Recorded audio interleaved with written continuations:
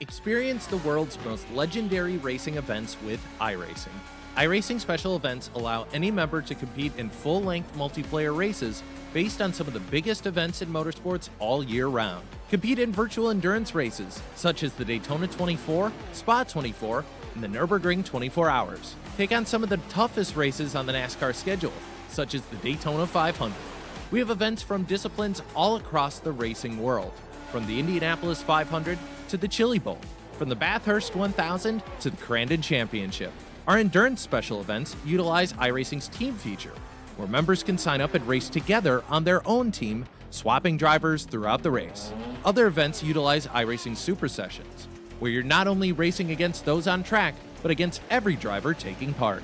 And as every race progresses, watch and feel the track change with progressive time of day, dynamic weather and rain, and dynamic track debris and surface changes. Take on your favorite discipline or try a brand new racing challenge with our biggest races of the year, the iRacing Special Events. Learn more at iracing.com/special-events.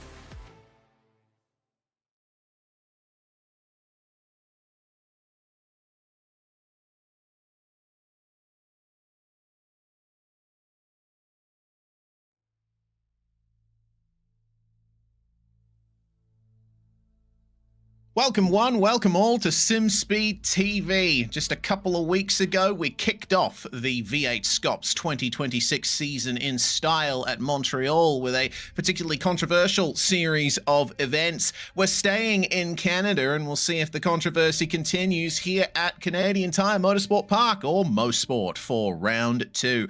We're in virtual Bowmanville, Ontario, and we're looking to go for some fantastic V8 supercar action at one of the classic racetracks in North America, the same layout that it has had since the early 1960s when it was built, albeit widened a little in recent years. But honestly, a fantastic place to be. I always appreciate when V8 Supercar Racing comes here on the iRacing service. Bringing it to you live on YouTube, Facebook, Twitch, and Kick. It's me, Reese Gardner, with David Haynes alongside me in the commentary box. Jay Kennedy is handling production behind the scenes. Good to be back here at Mosport, David. A track that has been on the V8 SCOPS schedule a few times before, and every single time it's produced a fantastic event. Almost everything that comes here is really, really exciting racing at Mosport. It's a deceptively simple kind of a track with 3 fast corners, then the tight Moss double apex hairpin, long back straight, and then 3 fast corners. So the lap happens quickly. It's pretty hard on tyres, and it is set in some absolutely beautiful surroundings. Yeah, certainly is. Let's keep an eye out for some satellite imagery on our way down to the Canadian Tire Motorsport Park area. It's a little bit east of Toronto, and we are a bit out in the country, but beautiful rolling hills alongside the Great Lakes that provide us some fantastic opportunity for elevation change around this racetrack. Obviously, in recent years, it's had tarmac runoff supplied at a lot of its most significant corners. The iRacing scan is a little bit older than that, so there is gravel traps at the exits of most of these corners, but the lap is super fast and flowing, David. The average speeds around this circuit are some of the highest we're going to see on the calendar. Yeah, IMSA used to say that for LMP2 and GT3 cars, their average speed here at Mosport is higher than it is on the Daytona road course. You've got the infield hairpins and some of the other things at Daytona, but some really long straights, the really fast bus stop chicane. But in totality, the average speed is quicker here because of how quick every corner except for turn 5 is.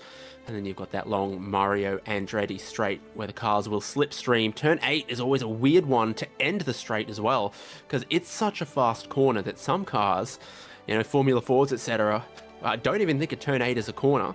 These ones, you've got to take a break, a downshift or 2 on your way into turn 8, and then you're fighting the car the whole way. Always some steering input in the car, all the way from turning into turn 8 to exiting turn 10, with that peculiar pit entry on the outside of 9. Yes, the pit entry is going to be a point of contention if drivers do indeed need to enter it. The races here are going to be reasonably short. There may or may not be a pit stop required for pretty much all of our races today. So we're going to be seeing drivers carry a bit more speed through turn 9, accelerate a bit earlier to nail the pit entry. That may induce a bit of confusion. Potentially, the drivers ahead may be thinking you're trying to go for a move at turn 10. Picking up the throttle early out of turn 9 is another way to get the move done at the last corner. But we are here in practice for Split 2, first race of the day. And it's looking nice and balmy out there today. Bit of haze in the air, 24-degree air temperature. Track temperature is 18-degree air temperature and 24-degree track temperature. So we're looking quite cool out here at the moment. A reasonable amount of light hitting the racetrack. So we'll see what kind of temperatures the drivers can get out of these tires, but I think they'll be happy to see the track temperature at a reasonably low position for the moment. I think that that'll allow them to preserve a bit more grip in the tires going forward. Just 9 minutes remaining, and Kurt Stenberg is the one on top of practice by only 0.003 of a second from Kobe Jones. And worth mentioning, David, we were talking before we went live that pre-qualifying for this event is potentially the closest in V8SCOPS history. The field for Split 1 just covered by 0.2 of a second. Add that to Split 2 and you get 0.7, covering up to 60, 70 cars. Yeah, you just said Kurt Stenberg's name, and he was one of those drivers who just missed out on pre-qualifying for Split 1, and I think his best time was not more than 0.3 away from the best time anyone set in pre-qual, and it puts him here in Split 2, knowing that our top 3 from this race, our podium, will take that golden ticket and go up to Split 1. There are a handful of drivers that you think, gee, I really might have expected to have seen them pre-qualified into Split 1. And Kurt Stenberg is sort of top of that list for me. Yes, this is the format for the race. The grid has been set by the pre-qualifying order. We're going to be racing for 23 laps in Split 2 with a 40% fuel tank restriction. So a stop for fuel will be required, and it will take place between laps 2 and 22. Not allowed to pit right away at the start of the race, and obviously lap 22 is the penultimate lap. You can't pull into the pits at the end of the final lap to satisfy that requirement. I think, though, considering the cool track temperatures, yes, there will be some extra tire longevity that the drivers will be able to take advantage of, but these cars, as always, are notorious for burning through their tires. They're heavy beasts, 1.5 tons, more or less, and the tires tend to heat up rather quickly. Very easy to overheat them as well, particularly through all of these fast, high-load corners around the lap here at Mosport. Looks like Kurt Stenberg has some company this time as he completes his final few laps in practice. Yeah, great look at how Kurt Stenberg races. I'll save you to tell the story, Reese, because you always do, about Stenny's posture. But yeah, talking about the tyres and a really, really hot track, what we have, established in the Gen 3 era is not just that these cars wear the tyres, but that they really heat the tyres, and the tyres are heat sensitive. So the tyres go on and they're 40 degrees, they're a little under. But then once they get to sort of 80 or 90, they're at their best grip. But towards a long stint, you just keep pushing the tyres and they keep heating up. You can really get them back. The same set with a safety car, anything that lets you cool the tyres off, you find, oh, all of that lingering latent grip is still there. It was just hot and soft and spongy, and if you can cool the tyre down, you can get some of the grip back. Stenny's obviously putting a lot of heat into his tyres through Moss there, showing off the elevation changes in the first half of the lap here at Mosport. Moss, the slowest corner on the lap around here, and the traction zone out of it, incredibly important, because you have this long Mario Andretti straightaway to either gain or lose a lot of time, depending on how you take that crucial double apex hairpin. And Stenny is not going to commit to pit lane this time. He's going to continue through the last couple of corners, run over the curb out of the final turn, and begin a new lap. It's a very short start-finish straight at this place. That also means that off the standing start here, the run into turn 1 is going to be quite short. Turn 1 is wide open as well. So I think there's going to be a lot of jostling in the pack through this opening sector. It's a bit atypical of most race circuits we expect, where you have a few slow corners in the first sector to space things out and allow opportunities for moves. It's going to be edge of your seat the whole way around here. Yeah, always is. You saw 3.9 kilometers of circuit, and all of it is absolutely thrilling. Kobe Jones is doing well for himself in this pre-qualifying, testing out the slipstream down the Mario Andretti straightaway. What a life Mario Andretti has had. He's raced in just about everything, hasn't he? Incredible stuff. Well, you know, and I think a career that a lot of drivers would be envious of. Much like AJ Foyt, Mario Andretti raced just about everything, and he was successful in just about everything as well. And this is a place where he has had some success. Mosport, of course, was the host of the Formula One Canadian Grand Prix on and off throughout the 1960s and early 1970s, sharing with the Mont-Tremblant circuit before Montreal took over the hosting of the Canadian Grand Prix from 1977-78 to the present day.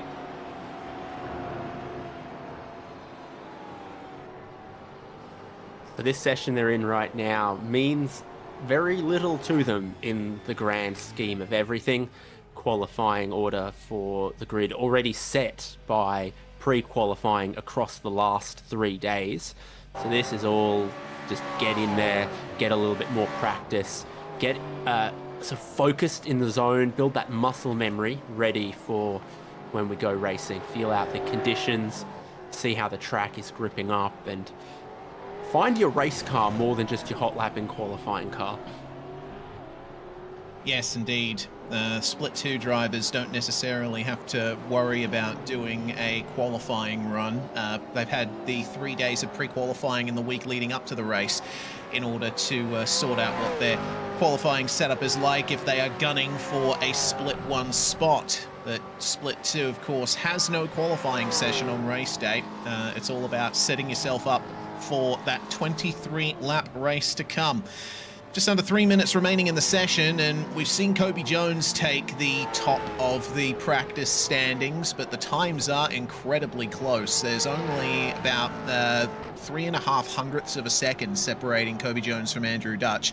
Kurt Stenberg still on that 119.2 in third place, and you got to go all the way, well, I mean, the top 4 are within 1/10 of a second. That's really incredible consistency from everybody at the very top. Stacey Boyd just sitting outside the top 4 here, but still within 1/10, just about, of that race, of that current P1 in practice. How's the exit from Moss then? Very smooth, not quite taking all of the exit, but sometimes that can be an advantage. What kind of speeds are we seeing? Best I'm seeing sort of 267 towards 270, even with the slipstream. Stacey Boyd clocks about 265 before he has to brake into turn 8, which is a bit of a double apex for these cars. Typically, I feel like you want to stay to the right on the exit to open up turn 9, to stay left there to open up the very, very final corner. But Boyd taking that line is kind of the pit entry line, so he wasn't as tight through turn 8 as I might have expected. And then he pitted in, and I was like, okay, I guess that makes sense. Something to keep an eye on, being one compulsory pit stop in this race, and also one compulsory pit stop in race 2 of Split 1, effectively our feature race of the evening, still some time away. Yes, once we're run and done with race 2, we'll check out the format for Split 1 and also go through the championship standings and most recent results coming out of round 1. For now, keep our eyes focused on the drivers that weren't able to pre-qualify into Split 1 but still have a chance to get some results and some points on race day and potentially get that golden ticket into Split 1. Reminder that the top 3 from Split 2 have the option of racing in Split 1. And more often than not, we've seen all three of our podium getters from Split 2 take that chance. William Morgan just sitting outside the top 30 there and demonstrating pit entry once again. It's a short pit lane here. I think the pit lane transit time's going to be quite short, which means that it may open up the strategy a little bit more, all things considered. But practice is over. We're about to find out exactly how those strategies are going to work out amongst the field of some 40 cars that are going to be taking to the start here for Split 2 of V8SCOPS at Mosport. And starting on pole position as the session ticks over, we will find that Sebastian Vandel is going to be starting on the front row alongside Kurt Stenberg. This is going to be quite a competitive run between Vandel and Stenberg to round things off. Jack Andrews and Kane Kukamiya are going to be your second row, with Ian Shue putting the Vermilion Motorsports 888 in fifth place alongside Dean Logsdale, first of the cars for 9.5 SimSport. Justin McLean and Ryan Nielsen are going to round out your top 10, and then row number 6 is Brett Loxton and Stacey Boyd. William Morgan from 13th with Andrew Dutch in 14th. Aaron Gilbert 15th on the grid with Ryan Mueller in 16th. They look very densely packed on this grid for the standing start from Mosport. Blake Fitz in 17th. Simon Matsomo in 18th. Next row has Roger Forbett and Troy Stonestreet. We saw a bit of Jack Snov in the warm-up. He'll start from 21st. Mark Poynton from 22nd, Justin Wallace in 23rd, and Dylan Walker 24th. Here's Momentum Racing teammate Liam Milner's going to start on the spot behind, 25th alongside John Gallen, with Harry Dodds for Project 36 starting 27th alongside Sebastian Tissier. Peter Vanderberg and Roy Clark will round out your top 30. Then we have Vincent Skilbeck starting out at 31st place alongside Andrew Ritchie and another of our Banter Alliance racing cars. Stian Hallingstad, one of our internationals, is going to be starting out at 33rd place alongside Cameron Geraghty for the Speed Bumps Racing. Mikolaj Pacek is going to be starting out at 35th, and then Robbie Bradbury starting 36th place. Just a few more cars remain, with Daniel Hall for Evolution Racing Team starting 37th alongside Scott McKenzie. Then it's Trent Bennett and Benjamin Smith who round out our 40 cars. We have Dan Stevens and Daniel Yeaman in race control. Dan Stevens is going to be the safety car driver. He will make an appearance if and when needed. So, about a minute remaining on the grid timer, and it looks like the majority of our field is already on that grid. And this is the perspective that you get for the run into turn 1. They start just before the track falls away into the first corner. They're going to continue accelerating through turn 1 off the start here. But they got to be careful not to get into the grass on the exit. That'll put them on the back foot, especially considering that pit window opens at the end of lap 2. 40% fuel tank restrictions going to mean that they will definitely not be able to make it all the way to the end of the race. Almost the whole field there. They'll get their 10-second warning about now, and everyone will be thinking about navigating turn 1, but then about navigating their strategy if there's an early safety car. Indeed, early safety car will certainly see almost everyone come into pit lane. Revs rise, and Sebastian Vandel's going to lead us away here for the start at Mosport. And it's a nice clean start from just about everybody there at the front. Vandel's going to lead into turn 1. Stenberg will slot into second place, but he's trying to pull a run around the outside of turn 1. As they're almost 3 wide a bit further back, it looks like Stacey Boyd getting shuffled wide, but stays off the grass.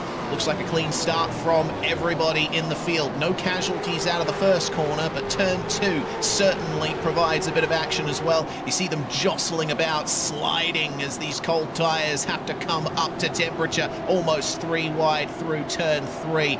We've had some good positions made up from Aaron Gilbert, Ryan Mueller and Blake Fitz, with Stacey Boyd losing 4 spots off the start there, down to 16th spot as they make their way down to Moss for the first time. It is still Vandel leading from Stenberg by just under half a second. avoid around the outside of turn 1 in 3 wide, found the marbles, got a little bit of contact, had a bit of a slide, and that's where Stacey Boyd dropped back, but a big pile-up exiting Moss. Yeah, looks like Roger Forbert, Peter Vanderberg, Cameron Garrity, Roy Clark. I also see Simon Mazzomo and Liam Milner having problems. Looks like they just... Oh, yeah, safety car called immediately out of that, and no surprise to see the 9, I presume the 9.5 SimSport Camaro there, not much bodywork left on it, is trundling around, and that is Simon Mazzomo, who unfortunately has come a cropper at Moss. That looked like a huge crash, and it apparently happened on the exit. That is a place where we do often see cars have big problems, you know, a little bit too eager on the throttle, and you can cause problems for just about everybody behind you. Liam Milner, front left detached, he can barely even make it into the pits. I've seen all sorts of damage. I haven't seen front left tyre damage quite like that. So there's a big handful of drivers that are going to have to get damage repaired. The meatball was for Tixia and Milner, but a bunch of other drivers come in, and this is how it happened. So 5 here at Moss is always a pinch point. Oh, so contact on the exit there that tipped what I presume to be Mazzomo around, and that was an absolute junkyard there on the exit of the corner. We'll get a bit further context as to what happened there. For the moment, message from race control, the compulsory pit stop window has been delayed due to the safety car, so everyone's still going to have to come into the pits here. And Mazzomo was alongside Troy Stone Street here. Stone Street got a bit crossed up over the curb, and unfortunately Mazzomo had no time to respond to that. Bit of a lucky escape for the Momentum Camaro, as well as a bunch of our Mustangs further towards the back of the field. A lot of free spots as a result. And the safety car being called before the leader had begun lap 2 means the compulsory pit stop window remains closed until we get the green flag on this restart, at which point it will open. But even then, you're looking at quite a long way to go. I guess the disappointment then is for those drivers with damage who needed to pit, that they're taking repairs and maybe a new set of tyres and a tiny splash of fuel, but it still doesn't count to their compulsory pit stop, and they'll have to make a second to complete this race. I got to say that on review, it was not a Momentum Camaro that made its way through. It was John Gallen in car number 350 that ended up getting the best run of all, and Jay Kennedy was reading my mind there. Here is Jonathan Gallen's on board of the incident. You see Mazzomo and Stone Street just cresting the hill up ahead, and the contact is made right there. And, well, Gallen decides, all right, I better get to the right-hand side of the circuit, and he finds himself now up 6 spots from where he started, just outside at the top 20. For a first lap that didn't go too well for him up to that point, he certainly gained back quite a few there. Confused why Justin Wallace is pitting right now under safety car. Maybe he had a little bit of damage that he only just figured out. Other damaged cars coming in to get repairs done, obviously. But the biggest mover is, per the stats, Dan Hall and Ben Smith. Look at that. Yes. Hall up 16, Smith up 17. So a very profitable first lap for quite a few of our drivers. But this is going to really shorten the run to the end now. I think there's going to be a little more aggression now that the tyres have still not really had a chance to go beyond their optimum temperatures and pressures. We're going to be seeing Kurt Stenberg certainly mounting an attack on Sebastian Vandel to try and grab that lead that he has missed out on thus far. And no surprise to see that race control is reviewing multiple incidents of contact under safety car. So evidently a bit of concertinas. We did see some damaged cars coming into the pits under safety car, and I think that might be what they were looking at.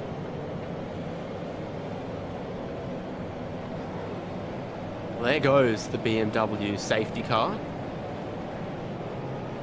Sebastian Vandel, the pole sitter, still leading from Kurt Stenberg and Jack Andrews. Those are the three drivers currently in the hot seat to transfer to split one. So we'll try to unpack some of the safety car contact. Ooh, okay. Ooh, okay. Little concertina there as Brett Loxton got a little tap in the rear. But the field is largely together now. We still have Mazzomo, Stone Street, Milner, Harry Dodds, and Seb Tixier in the pits, and evidently a few of them having to take a tow, and so will not be able to complete the rest of the race from here. We are some 6 cars down from where we started, as that's a very early getaway from Sebastian Vandel, already up to speed in the last couple of corners here, and Kurt Stenberg is staying with him. The green flag officially flying once more here at Mosport. We're back to racing at the end of lap 3, and right now Jack Andrews and Kane Kugamiya see them vanishing off into the distance. Kobe Jones, though, trying to get past Ian Zhu to get into the top 5. The top 5, incidentally, the only cars in the field that still occupy the positions they started in. Yeah, Logsdale lost 2 spots on the start from 6th to 8th, and then Kobe Jones up into 6th, Logan Barnett up into 7th.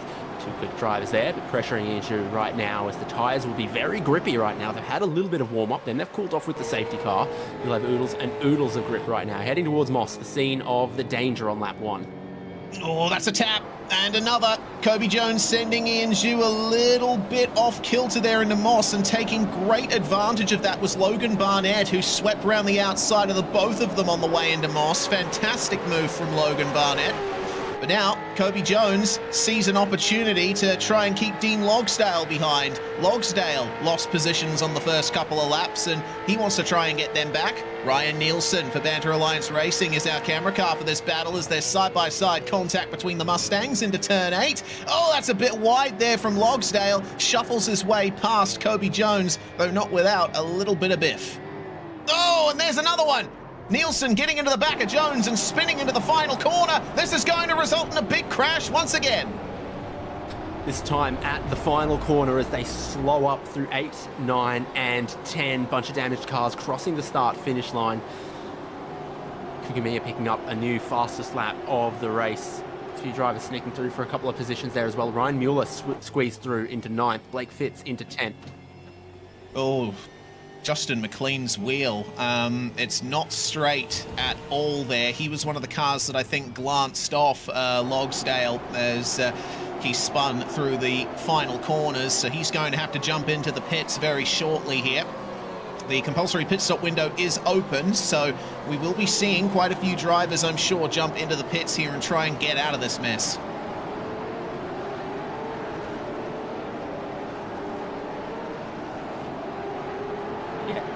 Repeat coming onto the Andretti straight. Dylan Walker, John Gallen, and Daniel Hall are the drivers behind the damaged McLean, who we know will be struggling in the corners. I think he's struggling in the straight line with all of that damage. The car's crabbing as well, which surely creates more rolling resistance as it scrubs sideways and presents more surface area to the wind as it goes too, presenting the full broadside, Captain. Absolutely.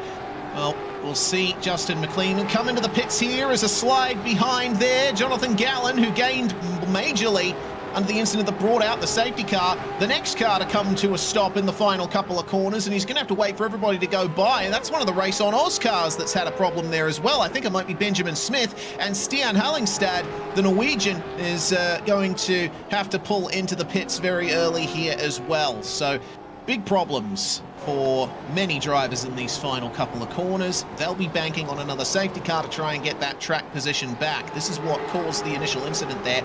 Tap for Logsdale on the back of Jones, but he was the one who came off the worst there as he came through. And I don't see exactly where Justin McLean came through and got the contact. That might have happened in a different spot. But our top 4 are truly together. Kane Kugamiya is flying right now. Fastest car on track by about 1/10.5 versus our top 3. So Vandel, Stenberg, and Andrews, they've got quite a bit of work to do to keep him behind. Jack Andrews is in the hot seat right now, currently occupying 3rd, which would transfer him to split 1. Got to assume that's the goal of all of these drivers. Vandel now feels the pressure, but I think Kugamiya versus Andrews has the most feeling to it because one driver ends their night, one driver carries on. Yeah, and Kugamiya wants it, and he's going to get it, though not without an issue that Jack Andrews may get on the blower to race control for.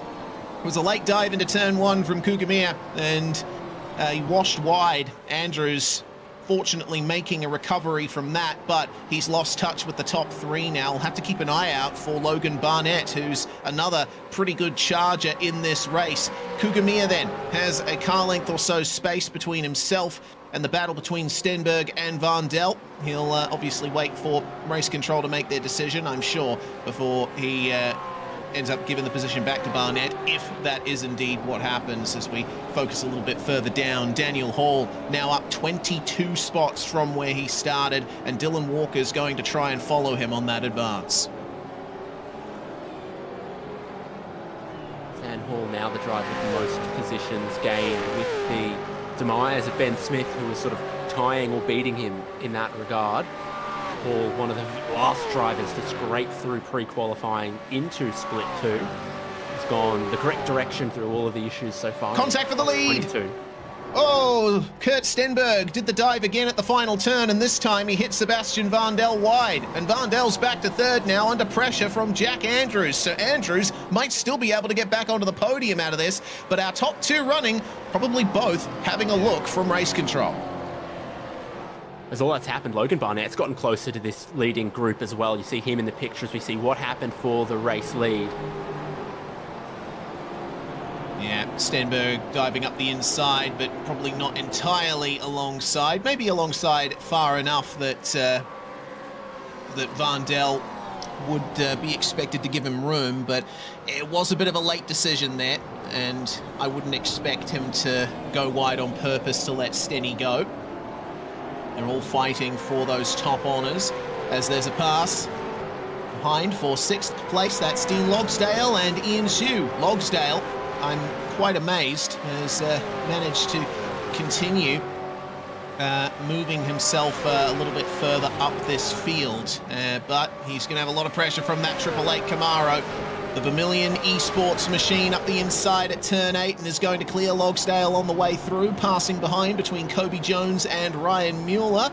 There's battling everywhere you look right now in the top 15. Yeah, absolutely. Trying to see if there's anyone who counts as having served their compulsory pit stop yet, and I don't think so. So we're all just racing out here for positions before the pit window opens or someone jumps for it early. I feel like the tyre undercut's not particularly great here because it's such a short lap. Anyone can respond very quickly before you've done much damage to their lead.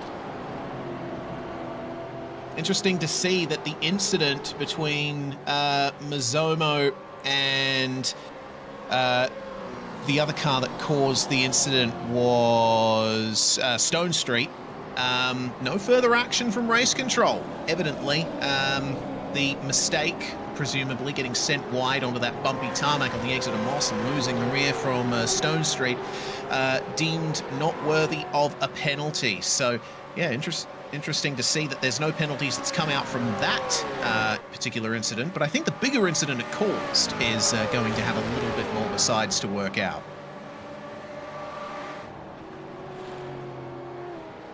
Second, third, fourth, fifth. Again, you're looking at 2 cars that'll transfer and 2 that won't. Andrews wants to be back in that top 3. Logan Barnett has closed into a range where he's only 6/10 behind 3rd place. Dean Logsdale diving for the pit lane. That is an early call, but clearly tactical. Yes, he's going to join, be joined by Dylan Walker, who also jumps in here early on in the race. We had a few drivers that have already toured through pit lane, but the majority of them were for damage repair, and it looks like the only other car that came in super early was Robbie Bradbury. 10.4 seconds stop for the number 35, who's currently in 26th spot. So we'll see how that works out for them. But a very quick stop from Dylan Walker, less than 10 seconds, which you don't usually see in these cars, and that betrays to me he may not have taken tyres.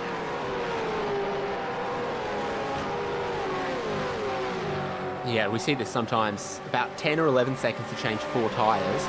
But if you only need 7 seconds of fuel, then you're really in this, am I going to get the benefit back from new tyres? Normally the answer is yes in these cars, but that run down pit lane actually cools them off quite nicely. And that can kind of give you a second wind to the same set of tyres in a race like this where you've got to take a little bit of fuel and there's a compulsory pit stop. A couple more comers to pit lane. Ian Xu, Kobe Jones and Blake Fitz from within the top 10. So looks like they're getting their stops out of the way pretty early, those outside the battle for the top 5 at least. We would expect that our drivers at the top of the field will try and go as long as they can to avoid falling into traffic and losing time as a result. But if you're just inside the top 10, probably a good idea to get your pit stop done now, and you'll have the world ahead of you when you come back out.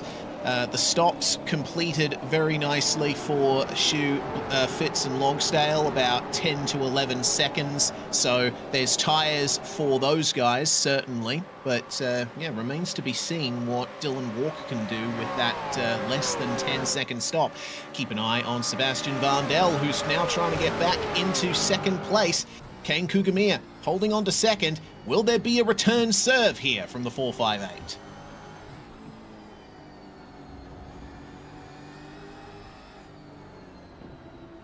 Board with Vandel exiting the final corner. Some tall curbs there. Most of the curbs are pretty flat the rest of the way around. Andrews dives for pit lane, so he's looking for an undercut on these drivers. And seeing some of the other drivers pit from battling inside of the top 10, I think you can be one of these leading cars in pit now and not get too much traffic, because a lot of the cars that would be your traffic have made a stop. But that's always the balance is, okay, new set of tyres early, big performance advantage. Getting caught in traffic is a bigger deficit than the tyres might be an advantage. Andrew's out in 9.7 seconds. I reckon that's 4 tyres. I think you can get 4 tyres done in that time just if you're square in your box and then your pit crew are on their game and you get a bit lucky.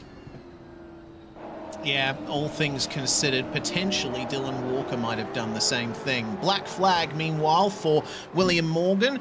That was the contact under safety car with Brett Loxton that we saw on the replay. And we've also seen Justin McLean get a black flag for contact under safety car with car 210, which is William Morgan. So looks like there was a bit of a concertina effect. I did notice some interesting behavior from William Morgan's car when we were on board with him. I think that might have been McLean hitting him. Kugamiya in from second place as Stenberg stays out in the lead.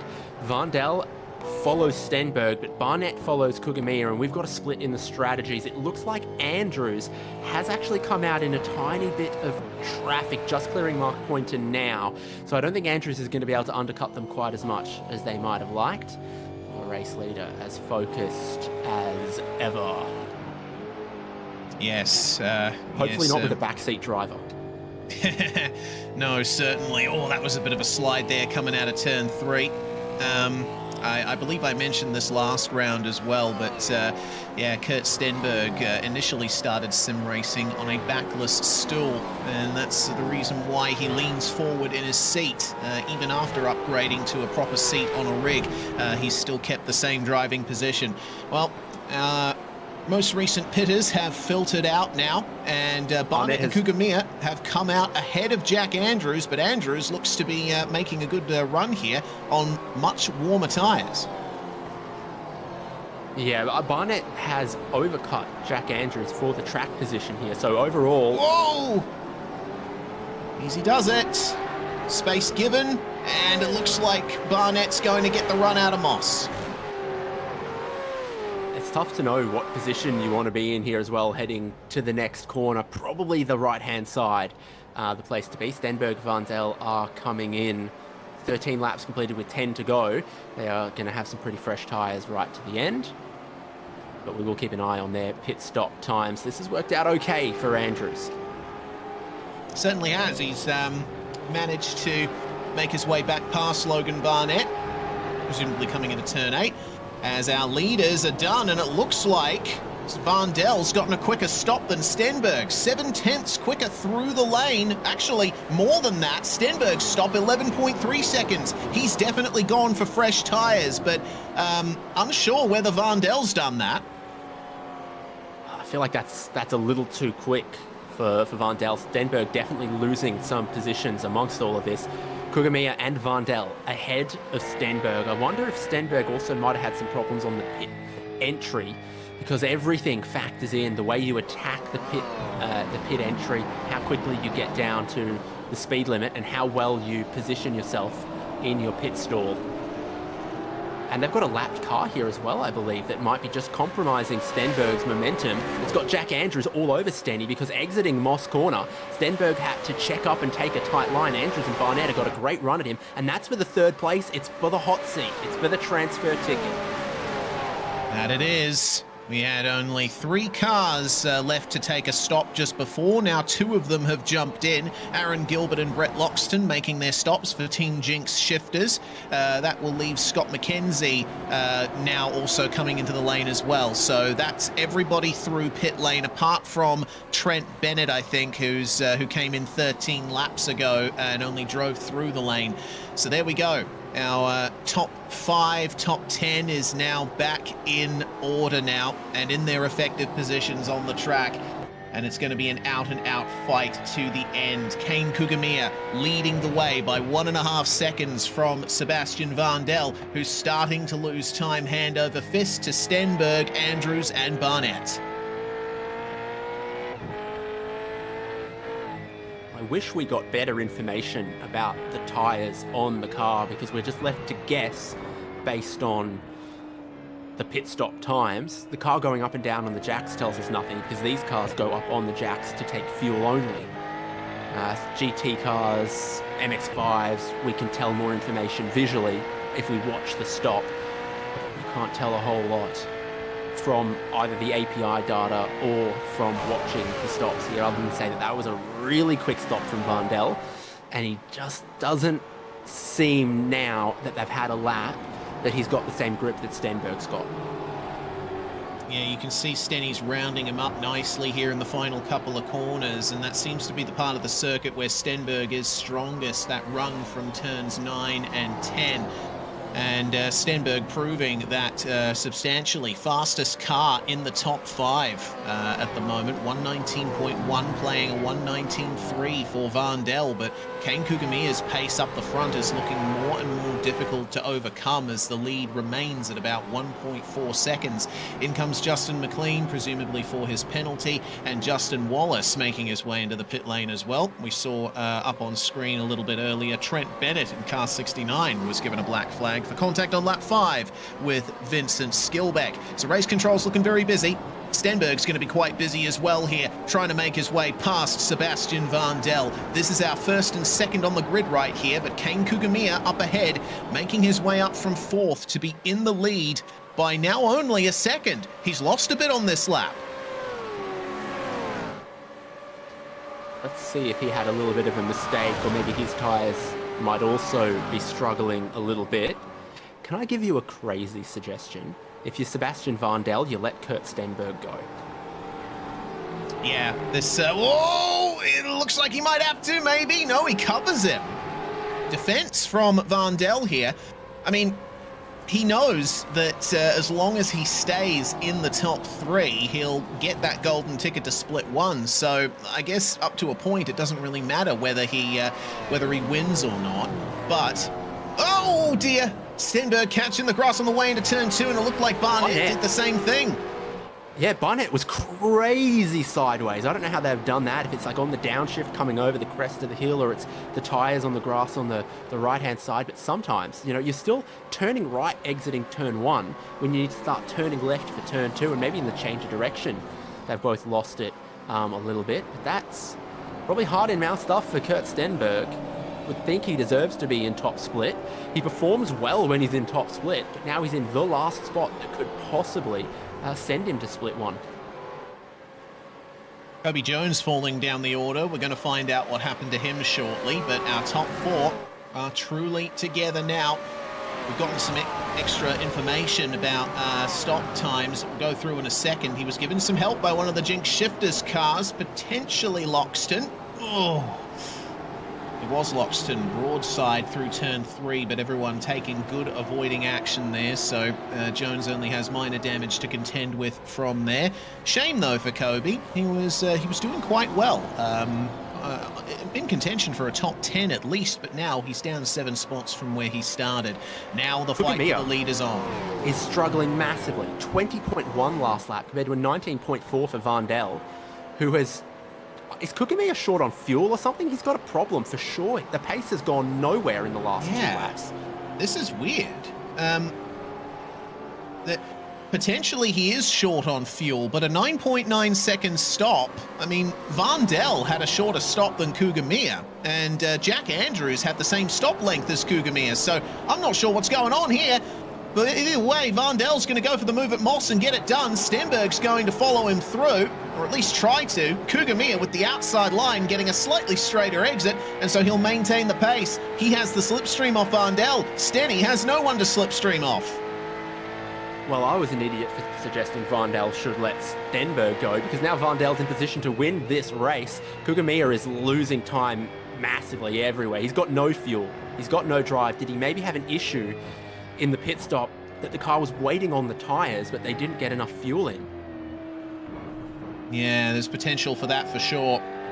Either way, Jack Andrews sees an opportunity now to get back into the podium spots and move on into split 2. And after review, race control have given Simon Mazzomo a penalty for the contact that brought out the safety car on lap 1. He wasn't holding the brakes. And so, unfortunately, that's what caused the big pile-up that we ended up seeing. For now, though, keep our attention on these top positions, because now Kurt Stenberg sees the win beckon. Sebastian Vandel sees traffic ahead. Yeah, it happens so quickly here at Mosport because it's just an 80-second lap.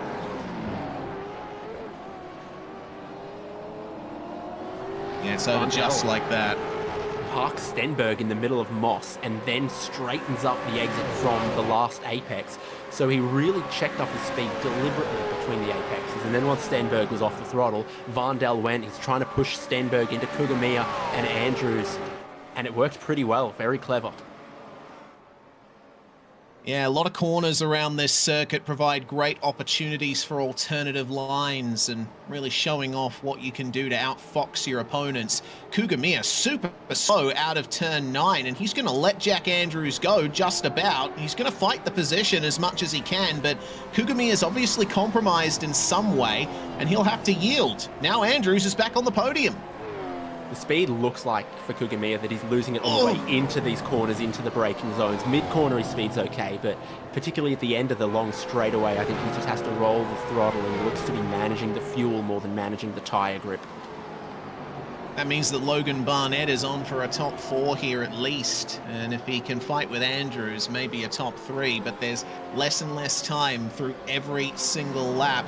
We now have 3.5 laps remaining in this race. It's only a short one for split 2, so the pressure is on to make those moves where they count. The top 2 have broken away. Sebastian Vandel and Kurt Stenberg now enjoy a gap of about 1.3 seconds back to the 3rd place battle, which still has Andrews, Kugamiya and Barnett in that order. Behind them, Ryan Mueller, Ian Xu and Blake Fitz will be fighting within half a second of each other as well. So there's battles on all the way through the top 12 as things stand.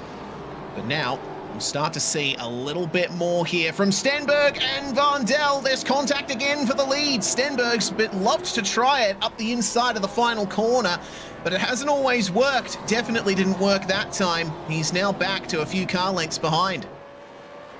That move, the bomb into the final corner, it's an ace you need to keep up your sleeve until later. He's shown this one way too early, that he's eager and willing to do it a couple of times, and no one really owes him the space there because you don't move to the right-hand side until you're already in the braking zone. So to dive down the inside there is almost a move under braking, and you need to really, really surprise the other driver. Come the final lap, it's the first thing Sebastian Vandel is going to be expecting now. Yeah, I think, yeah, it is often a case of showing those cards a bit too early and giving your opponent an opportunity to prepare for another attempt. So the final lap battle between Vandel and Stenberg is going to be quite interesting. But I also noticed on this lap, particularly into turn 3, Stenberg ran a little bit deep and got some understeer. It's side by side a bit further behind. Stacey Boyd and Dean Logsdale for the last position in the top 10. They got Aaron Gilbert and the hard-charging Daniel Hall right behind them. I was looking at that thinking Gilbert just decides whoever he wants to push is going to win this battle, and he's decided he likes Dean Logsdale more than Stacey Boyd, apparently. So Gilbert looks to follow him through, having just given a little bit of a bump to help Logsdale, who can't quite come across and close off that apex to the penultimate corner. Now he can. Now Gilbert goes around the outside there, trying to take the final apex. Oh, no! And round goes Stacey Boyd. Oh, just recovers it. Only taps the wall in the end, but has completely lost touch with Aaron Gilbert and Daniel Hall now. 2 laps to go at the front of the field, and the leaders have traffic. That's going to be Roy Clark that they're making their way past. Clark down in 28th position at the moment and nursing a damaged car to the finish. Kugamiya has lost ever more time to Jack Andrews, and now I think Logan Barnett's going to try and make a couple of moves on these last few laps. He wants that 4th place, up 3 positions from where he started and continuing to charge. Stenberg just a couple tenths further back than he was, but he'll get a good run over the hill here. Slipstream was worth about 3 or 4 kilometres an hour by the end of the straight, at 270 kilometres an hour. So Stenberg just gets a tenth closer with that advantage. Is there going to be any move at the final corner once again? No, not this time. Stenny is going to stay behind Sebastian Vandel, but a slight little helping of oversteer from both of our leaders as they come across the line to take the white flag for split 2 of V8SCOPS here at Mosport. Gently does it on your way out of turn 1, just grass greeting you, and the curb drops off quite harshly beyond the edge of it, so you need to be super careful in cars as powerful as these. Well over 600 horsepower going through a locked differential. They are some of the hardest cars to drive on iRacing, but these guys often make it look easy. Kurt Stenberg, once again, a tiny little wiggle on the exit of turn 3. Over the crest coming into Moss, this is where you can make up a lot of time. He's got momentum, but there's no chance to move up the inside on Vandel here. Potentially a tiny bit of contact as they make their way up to the apex of turns 5 and 5A. And Vandel's going to get the better run out of Moss now. Now it's down to the slipstream. Vandel's done it again, where he's just made Moss very, very difficult for Kurt Stenberg, who's sort of bought the line and dived in there and checked himself up. And now defensive for Vandel into turn 8. Stenberg taking the wider line. This is where you're going to set up that move, but I think Vandel's going to see it coming and cover Stenny. He will. He's going to keep him behind. Contact between the leaders again, and Stenberg has no response. Sebastian Vandel is going to take victory in split 2 at Canadian Tire Motorsport Park, absorbing that pressure like a sponge. Beautifully done from both of our leaders, and Jack Andrews, with some fantastic pace in the mid-race, gets himself a podium out of it and the final golden ticket into split 1. Vandel knew that Stenberg had an ace pair in his hand, and Vandel's like, I got a royal flush here, and played that one perfectly. And that's why I think Stenberg needed to not go for those moves earlier. This is not a slow-mo replay, as you can see. Inshu has nothing but hopes and dreams in the fuel tank. Fortunately, it seems he will be able to make it across the line, and so he will be classified 18th in the end. Good thing too, because there goes Mark Poynton and Trent Bennett battling for 19th. That could have been awkward there, coming across the line. Finally, Roger Forbert, one of the drivers who got involved through no fault of his own in the lap 1 pile-up, is going to come across the line in 25th. Altogether, 6 places down from where he started. It could certainly have been worse. So there we go. That's going to be just about everybody across the line now as we wait for Benjamin Smith to take the check-it and make the results official. And just as I say that, there they go. Sebastian Vandel and Kurt Stenberg, our top 2, with Jack Andrews joining them on the podium. Great battling in the top half of our field, with Kane Kugamiya slightly compromised coming out of the pit stop. ends up having to settle for where he started in 4th, but Logan Barnett rounding out your top 5. Phenomenal drive. Same for Ryan Mueller and Blake Fitz, who are both up 10 positions each. 8th place goes to Brett Loxton, although he does have a penalty to his name out of this one. And Aaron Gilbert, or maybe, we'll see what race control thinks about the incidents that came across over the course of the race. Gilbert and Daniel Hall rounding out the top 10. Phenomenal stuff from Hall, making up 27 places. Yeah, he went the right way every time there was a decision to be made through the wrecks, and then also drove really well as far as around his pit stop at the end there. And he's even pressing Aaron Gilbert right at the end. Dean Logsdale finished 11th. Kobe Jones in 12th after a bit of contact, but at one point had the fastest lap of the race. And indeed, he does take that honour with an 18.9. So a little bit of pace that unfortunately went begging for him. Stacey Boyd in 13th. Scott McKenzie 14th. Dylan Walker 15th. Nikolai Petek in 16th. Then Andrew Ritchie in Zhu, coughing and spluttering over the line. Lost about 30 seconds on the final lap to drop out of the top 10. Mark Poynton and Trent Bennett, 19th and 20th.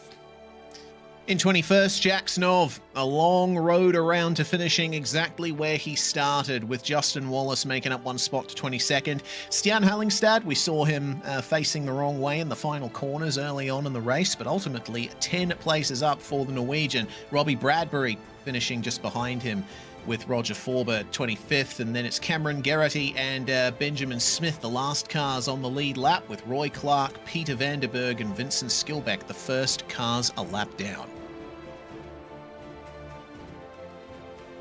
Troy Stone Street picking up damage very early in this race, and then many other drivers getting large damage, losing laps, needing repairs, like Liam Milner, Harry Dodds, Seb Tixier, John Gallen, Simon Mazzomo with damage and then serving his penalty, William Morgan, Justin McLean, Andrew Dutch and Ryan Nielsen, the last of the drivers. Safety car, Dan Stevens, completing 2 laps, ends up in 41st outright. So every supercar doing more than the safety car. Always good to see. It's usually a sign that your race didn't go terribly if you have more laps than the safety car. Well, that's going to conclude action for Split 2, but the night is far from over. We still have 2 races in Split 1 to come, with our top 3 from Split 2 joining us for the rest of the night. You're watching SimSpeed TV. This is round 2 of V8 SCOPS 2026 from Canadian Tire Motorsport Park. We'll be back very shortly.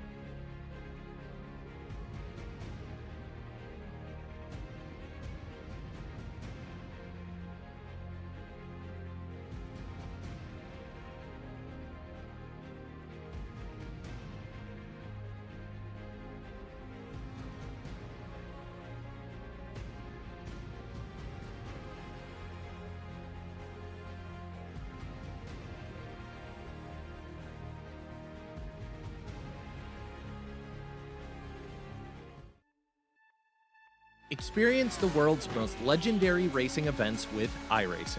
iRacing special events allow any member to compete in full-length multiplayer races based on some of the biggest events in motorsports all year round. Compete in virtual endurance races, such as the Daytona 24, Spa 24, and the Nürburgring 24 Hours. Take on some of the toughest races on the NASCAR schedule, such as the Daytona 500.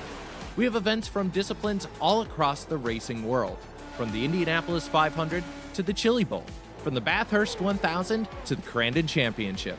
Our endurance special events utilize iRacing's team feature, where members can sign up and race together on their own team, swapping drivers throughout the race. Other events utilize iRacing Super Sessions, where you're not only racing against those on track, but against every driver taking part. And as every race progresses, watch and feel the track change with progressive time of day, dynamic weather and rain, and dynamic track debris and surface changes. Take on your favorite discipline or try a brand new racing challenge with our biggest races of the year, the iRacing Special Events. Learn more at iracing.com/special-events.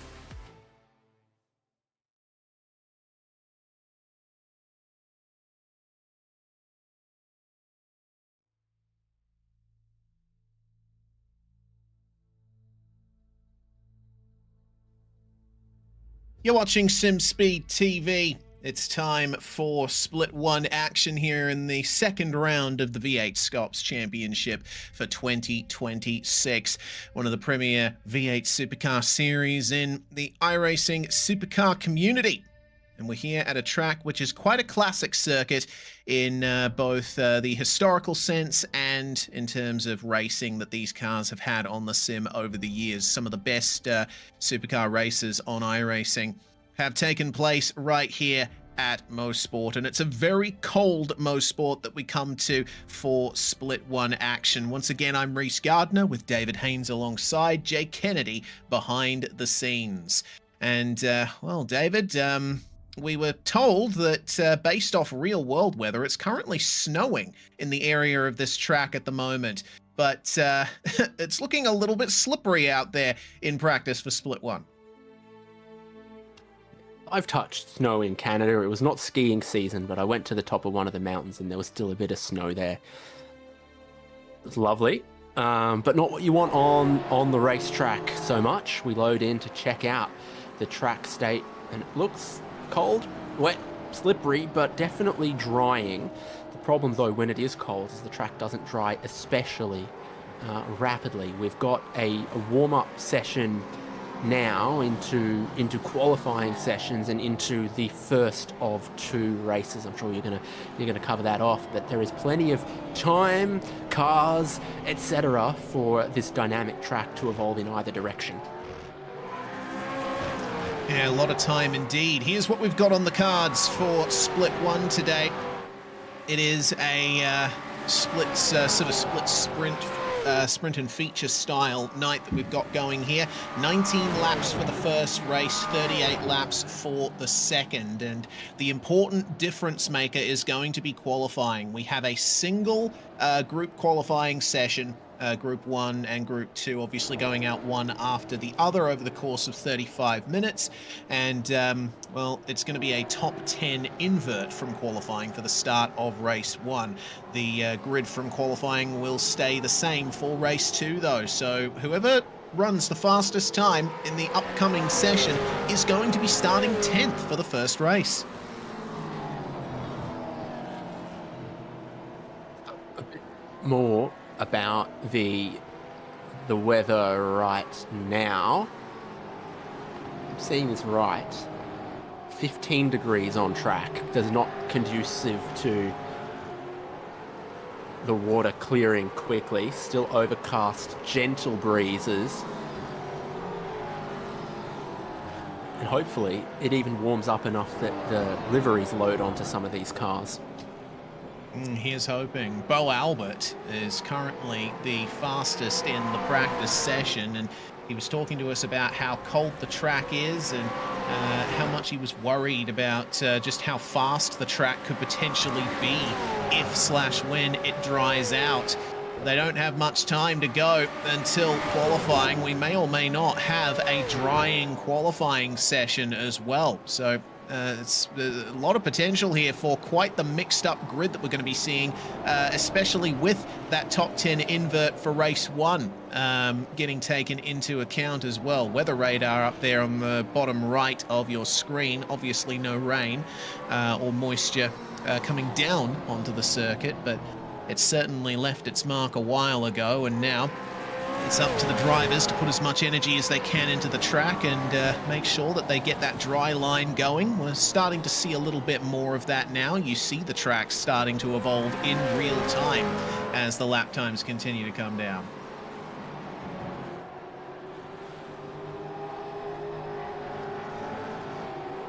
Just a couple drivers out there at the moment. What I'm seeing is not much standing water.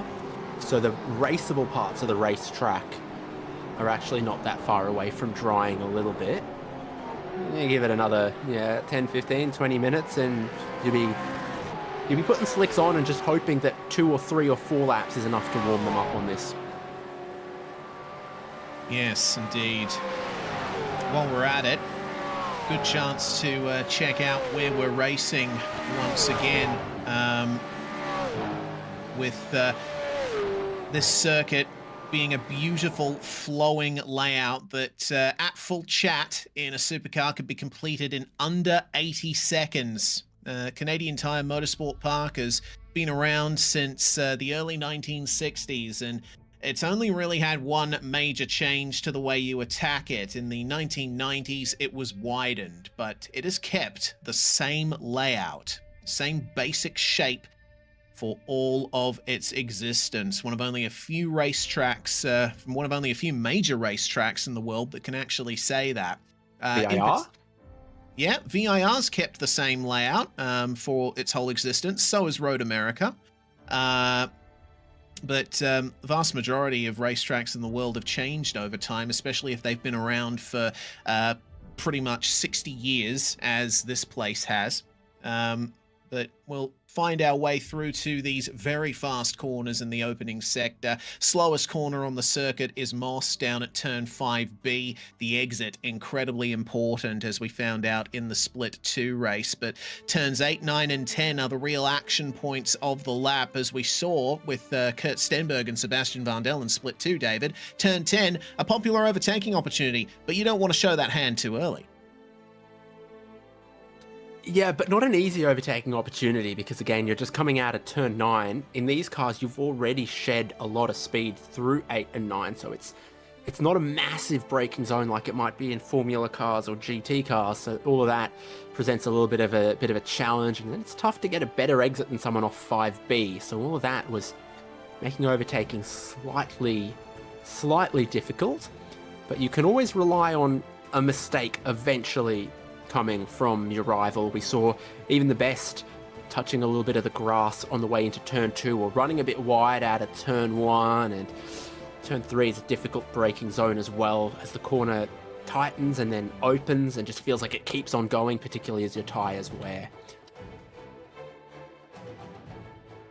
Well then, a brief review of how things went in the opening round as we check out the puddles around this circuit. Still plenty of them around the edges of the racetrack, and particularly on the white lines at the edges of the racetrack, they're going to be incredibly slippery. And I think with how fast a lot of these corners are, you're going to be seeing drivers push the limits a little bit further at the end of practice and coming into qualifying as well. This is just coming out of the final corner. There's plenty of standing water on the exit there. You've got to be so careful not to go too far into it. Drivers are staying well away from the curb, which we saw in Split 2. They were all over that curb for the majority of the race. That will certainly not be the case here, at least in the short term. I'm looking at these lap times in this warm-up session, knowing that the fastest lap of Split 2 was a 1:18.9. Fastest lap in this session is a 24.5, only 6 seconds away. Seeing a couple of drivers are trying out the slick tyres right now. Bo Albert, Russell Pepperell, James Scott. How quickly can they get those slick tyres working? How lethal does the track look? Because the lap time says shouldn't be that far away from slicks, but the evidence of your eyes says not an easy or safe thing to do. Yeah, the track temperature, I think, is still way too cold for that as well. If it was a completely dry track, then yeah, slick tires, obviously, and they would really enjoy the 15 degrees Celsius track temperature and result in quite a long tire life for these drivers. But with that extra moisture on track at the moment, wet's probably still the way to go. They can generate heat a little bit more quickly with their softer compound and also cuts in the tread of the tires as well. Briefly thinking about how things went coming out of round one, we haven't had everybody from the top of the first round returning for round two. Sean Campbell had a fantastic run at Montreal last round. I do see him in the session now, and he has jumped up to the top. We also see Emily Jones in the server as well, who finished second at the first round of the season. James Scott for the Chiefs Esports Club, currently sitting in 6th place. But Bo Albert here, 5th place at round one, currently struggling to find that extra pace there. He hasn't quite moved up the standings as of recent, like most drivers have. Go off. But, oh dear. Yeah. That's what slick tires look like. No grip at all. Oh, they might be really grippy, but he's just being a bit of a show-off. Who knows? Yeah, you never know. Kenneth Latter also tried slick tires a couple of laps ago. That didn't last very long. Pepperell's persisting with his, but Sean Campbell has set that new fastest time on a set of wets at a 1:24.5. Yeah, I reckon, I mean, just a rough estimate, throwing a number out there. Potentially you might see lap times down to about a minute 21, minute 22 before you start thinking about slicks being the way to go. That's Pepperell's first flying lap on the slicks, I think. 29.5. Yeah, that's certainly not up to scratch as things stand. Chiefs Esports Club Mustangs coming out there. Robbie Gibbs and Bo Albert joining up with James Scott and Dylan Rudd, I believe, for that particular outfit. It's been a good run thus far for the Chiefs. James Scott was basically all alone in that team last year. Now he has a lot of company, very fast drivers as teammates, so there could be some more advantages to come from the Chiefs team. But Bo Albert back onto the wet tires, and here you see the difference between cold wets and wets that have warmed up. That's Sean Campbell and the Grid and Go Mustang behind. Current P1 in the session and championship leader coming out of the first round. His tires are switched on, and he is looking a lot faster there. That tells me that if we see this moisture hang around coming into the race, the undercut is going to be crazy strong.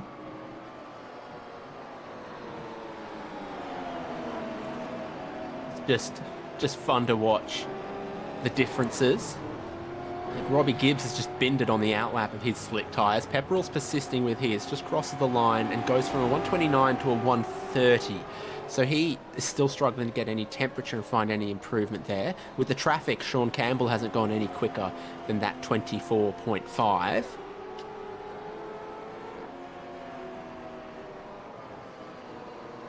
Yeah, he looks like he was about nearly 2 seconds slower on that lap as he tried to make his way past Bo Albert and Robbie Gibbs, but now Albert's getting up to speed on the wets again. And after the little experiment of slicks, he's gonna see what he can do to move a bit further up the standings. Albert has always been a quick driver, but or if they call him in Canada, Bo Albert. Bo Albert. Bull Albert, if you're from the non-francophone part of Canada.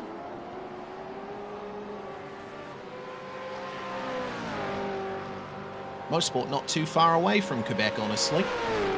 Well, a lot of people make the trip from Toronto, from Montreal, from Quebec City, from Ottawa, from Sudbury, from London. Yes. Not the London you're thinking of, but Man, I would love to visit Canada one day.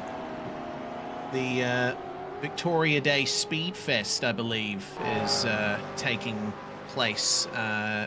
If not already this weekend, then very shortly. It's fantastic, big racing weekend. I've had a few drivers from other broadcasts and people I've worked with on other shows as well saying that they'll be there. And from this other side of the world, it's looking like a very distant look in my eyes. But you never know, in the coming years, maybe I'll be able to make my way out here.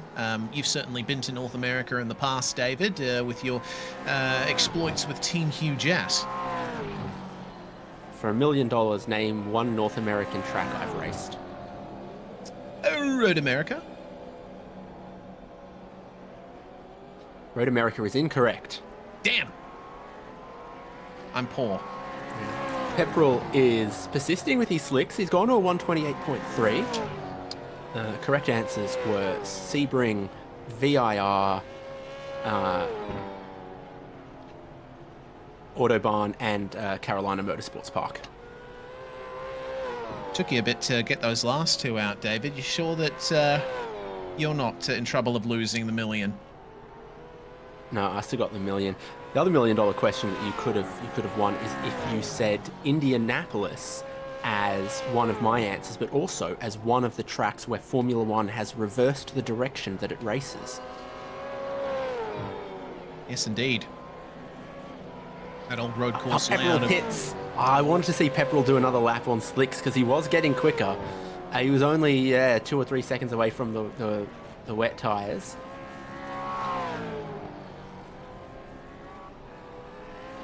Well, Wayne Burke making a bit of an improvement in car 89, moving himself up into 8th place in the last couple of minutes of the practice session.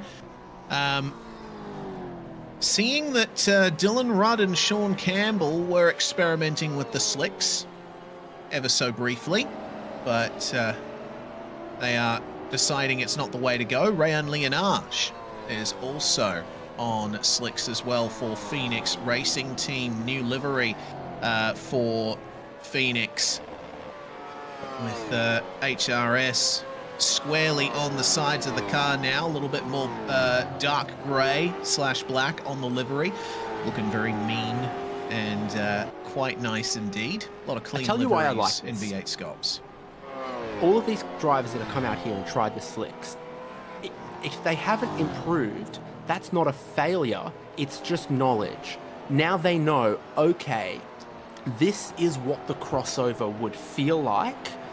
This is what the track would look like at the crossover. And if they experience these conditions again, they know it's still wet. But if they experience a track that's just a little bit drier, just a little bit warmer than this, come some point in race 2, now they have far more information about what they'd be comfortable with in a race condition. Yep. And of course, the drivers will have done a lot of laps in pre-event testing and also through pre-qualifying as well to get themselves sighted in to what this track is going to bring them. Worth pointing out again, if you missed it when we mentioned at the start of the broadcast, split 1 in pre-qualifying covered by only 0.2 of a second. This is a short and fast track, and so it brings those gaps down substantially. All it takes is, you know, turning in maybe half a meter earlier or later, and that could potentially grant you a few spots of the difference between a split 2 start and a split 1 start for a weekend like this. But with the weather throwing up a little bit of randomness, you never know. We might see some big mix-ups. Practice is done. We're getting ready in just a few moments' time to get into qualifying. Once again, 35 minutes, hard cut at the end. So we're going to be... Oh, hello. Rain is continuing to fall, and there's going to be more moisture on the track. So I think we're seeing no sign of the slicks. No. This is just the beginning of more rain yet to come. Get out there and get out there quickly, because this track will not be drying. It will be getting wetter as the session goes on. These first couple of flying laps could be absolutely critical. Look at it coming from the northwest. Yeah, wow. Yeah, the rain is only going to get heavier, which means that drivers in the second group of qualifying, which are the ones who actually topped pre-qualifying and we'd be expecting to start at the front, are going to have a slower track to contend with than these guys. So that's going to mix up the field even more. And to be the first driver out there feels like a massive benefit right now, because I don't think your first flying lap will necessarily be the best. I think you have your out lap, you have your first flying lap, build a little bit more temperature, hope that the track is still dry enough on your second flying lap, and that could be the magic zone. Well, Dylan Rudd in car 990 is the first car out there. He's going to be feeling out how the track evolves, what it's like at the moment, blasting through those puddles and kicking up liters of water at a time here, as he'll bring it around to begin his first flying lap in qualifying at Canadian Tire Motorsport Park. Huge puddle on the entry to the final corner as well, and narrow out of turn 10. So, David, you'll be keeping an eye on the sectors as they make their way around the lap. I'll be keeping an eye on the final lap times. It's going to be interesting to see what Rudd can do here. I reckon he's got the best advantage of all. Yeah, heaps of clean track is important, because you want to be able to take whatever line you think the grip is going to be on. You want to have that flexibility to keep building temperature now into lap 2. And of course, Dylan Rudd's going to be the first driver to trip all of these sectors, but critically on the out lap, he was the fastest through the final sector. Everyone else has been around through the final sector on their out lap as well, and none of them were quicker than Dylan Rudd, who is the pioneer in these conditions. A little bit of a wiggle on the way into Moss, and excuse me, the sector times looking as they are. Down the Mario Andretti straightaway. Going to bring yourself into the final few corners from here. A moment to rest down the straight, but I think in these conditions, with the puddles as deep as they are, the amount of power these cars produce, I reckon a straight line even is going to be hard to do in these things. The rain right now, though you can see it on the camera, is very, very light. The type of rain where you're walking outside and you're like, is it raining? I think I can feel it on my skin, but I can't see it. So right now, you've still got another couple of 5 minutes where the track will be improving with temperature building and with everyone out there. 125.7 feels like a pretty competitive time compared to what we saw in the warm-up. Yeah, Dylan Rudd, 25.729. James Scott, 25.79. Billy Mole and Darren Lobb slot themselves into third and fourth, and then Ryan Jones splits the top three. Joshua Horton for Vermilion Motorsports gets into the 25.7s as well to join Dylan Rudd and James Scott. Paul Young, 10th for the moment. Will Buchanan goes 11th fastest. Jack Andrews crosses the line. That time counts, so there's only one driver left without one. It's Jordan Mazzaroli. Dylan Rudd is improving, but Emily Jones sets the new purple first sector. 2/10 quicker than Rudd. Jones has flown through that first sector. Absolutely huge sector times being set here as the slick tyres come up to temperature. But, as the wet tyres come up to temperature. But the rain is continuing to fall, and it's showing no signs of going away before the end of the session. Now, there's rooster tails and spray emerging from these cars all the way around the lap. We'll see what Emily Jones can do on her second lap here. If it was a hotter track, we'd only really see one, maybe two hot laps, but I think on a wet track, as cold as it is, the drivers are going to be going for some long stints here in qualifying. So Emily Jones is doing really well in these conditions, but the traffic isn't helping, and you can't make car-to-car contact in qualifying. Though. Yeah, you can't make car-to-car contact in qualifying, otherwise your lap doesn't count. Jones could have been even quicker without that in the final sector. Down to a 25.2 though, and potentially we'll be seeing a couple of times in the 24s if the improvements continue. Jack Andrews, one of our split two podium with the golden ticket, puts himself in P8 for the moment. Thomas Freeman actually out there in qualifying, which considering his past form in V8 SCOPS is a bit rare for the One Performance Racing driver. More often than not, I found he either doesn't perform too well in qualifying or sits out qualifying entirely, but there could be a good chance for Freeman to start well up the order today in adverse conditions. James Scott's sectors are looking roughly the same to my eye as they did on his initial lap, so remains to be seen if this is going to be an improvement. Yeah, rain intensity's gone from 3% to 4%. I think it's just beginning to slowly build up. There are no purple sectors out there. I think the lap everyone's just completed was the magic lap. A lot of cars coming in for maybe a little bit more fuel, but I don't think you'll get a new set of tyres on and warm them up in much time. There's just a few drivers that didn't get a clean lap in that are now looking to just complete a clean one to have something vaguely representative. So Darren Lobb moves up some stops. Jamie Dyke might also like to see a lap through. Vandell goes to 11th. So everyone who didn't get a clean lap just wants to get one now, but the track is slowly going away from them as this rain builds up very slowly but surely towards a bit more intensity. Yes, Russell Pepperell and Will Buchanan have made improvements on that most recent lap. Pepperell going to 4th and Buchanan to 7th. Thomas Freeman still yet to get a time on the board here. But let's see what he can do through the last couple of corners. The car is slithering through the final sector here, and Freeman decides to abandon that lap, so there's still going to be no lap time for car 470 there. Kurt Stenberg, who finished second in split 2 a little earlier on. You see from this onboard view just how intense the puddles are there on the exit of turn 2. If we see these kinds of conditions maintained for the race, I reckon the exit of turn 2 is going to be a massive hazard. Look at that, even his co-drivers had to rug up in these conditions. The Stenberg has no PB sectors at all. He's still trying to build the temp into that new set, so that's where I think about 11 seconds were missing in the first sector. New set of tyres on board for Kurt Stenberg as the rain intensity that started at 3%, which I want to call like 3 millimeters an hour, has now gone to 4 millimeters an hour and will continue to build to about 10. There will still be chance for a little bit of improvement with everyone out there and circulating, and the rain only falling very lightly, but I think only in the next 5 minutes. Would love to have a look at the radar again, and that'll sort of give everyone an idea of the kind of weather we're in, how quickly it's changing, and what's coming. Yes, well, having a look at the weather graph, we see that the rain is going to massively intensify. Well, not massively, but it will intensify. Now showing up as dark green on the radar coming.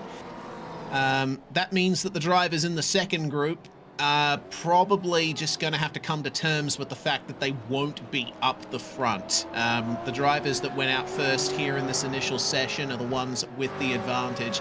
They had a slightly drier track.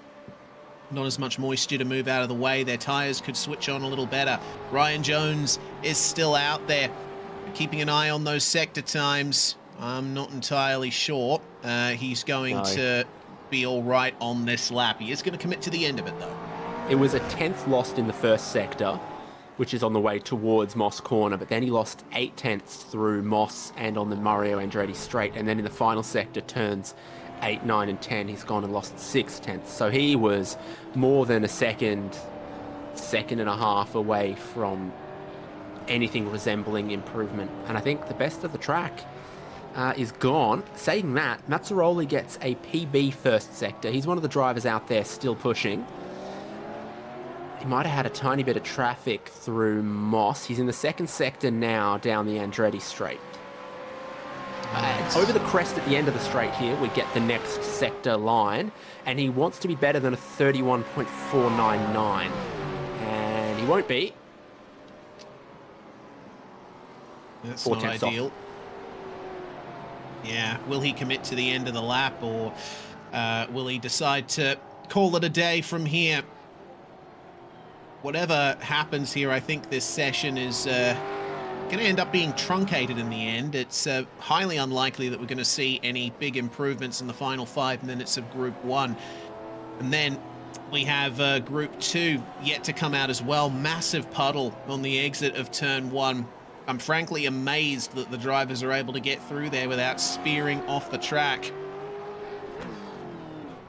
Rain's coming up now at 5 millimeters an hour, up from 3 at the beginning of the session.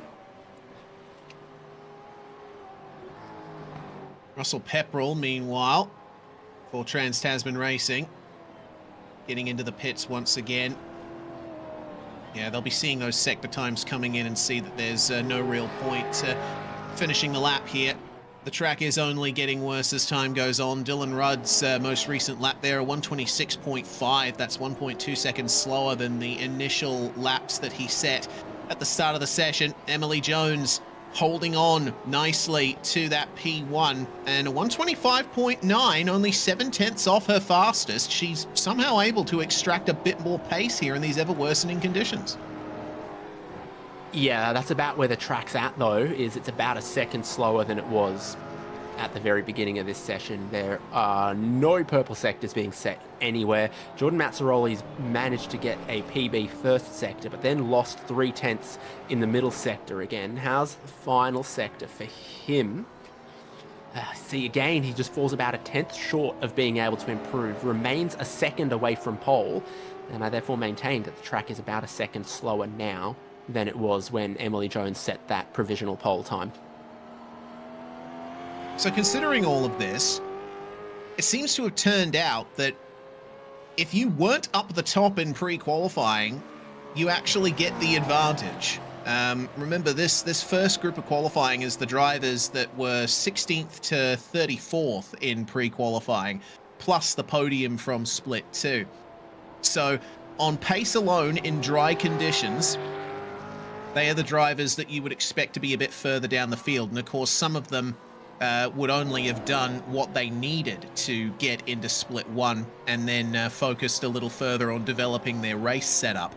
The drivers that have done that finding themselves with the potential to win today, and I think Emily Jones could stand a chance of hitting back quite substantially at Sean Campbell. Remember, it was Campbell and Jones 1 and 2 at round 1, and Sean Campbell is part of Group 2, who are not going to be setting times anywhere close to what this first group managed to set at the start.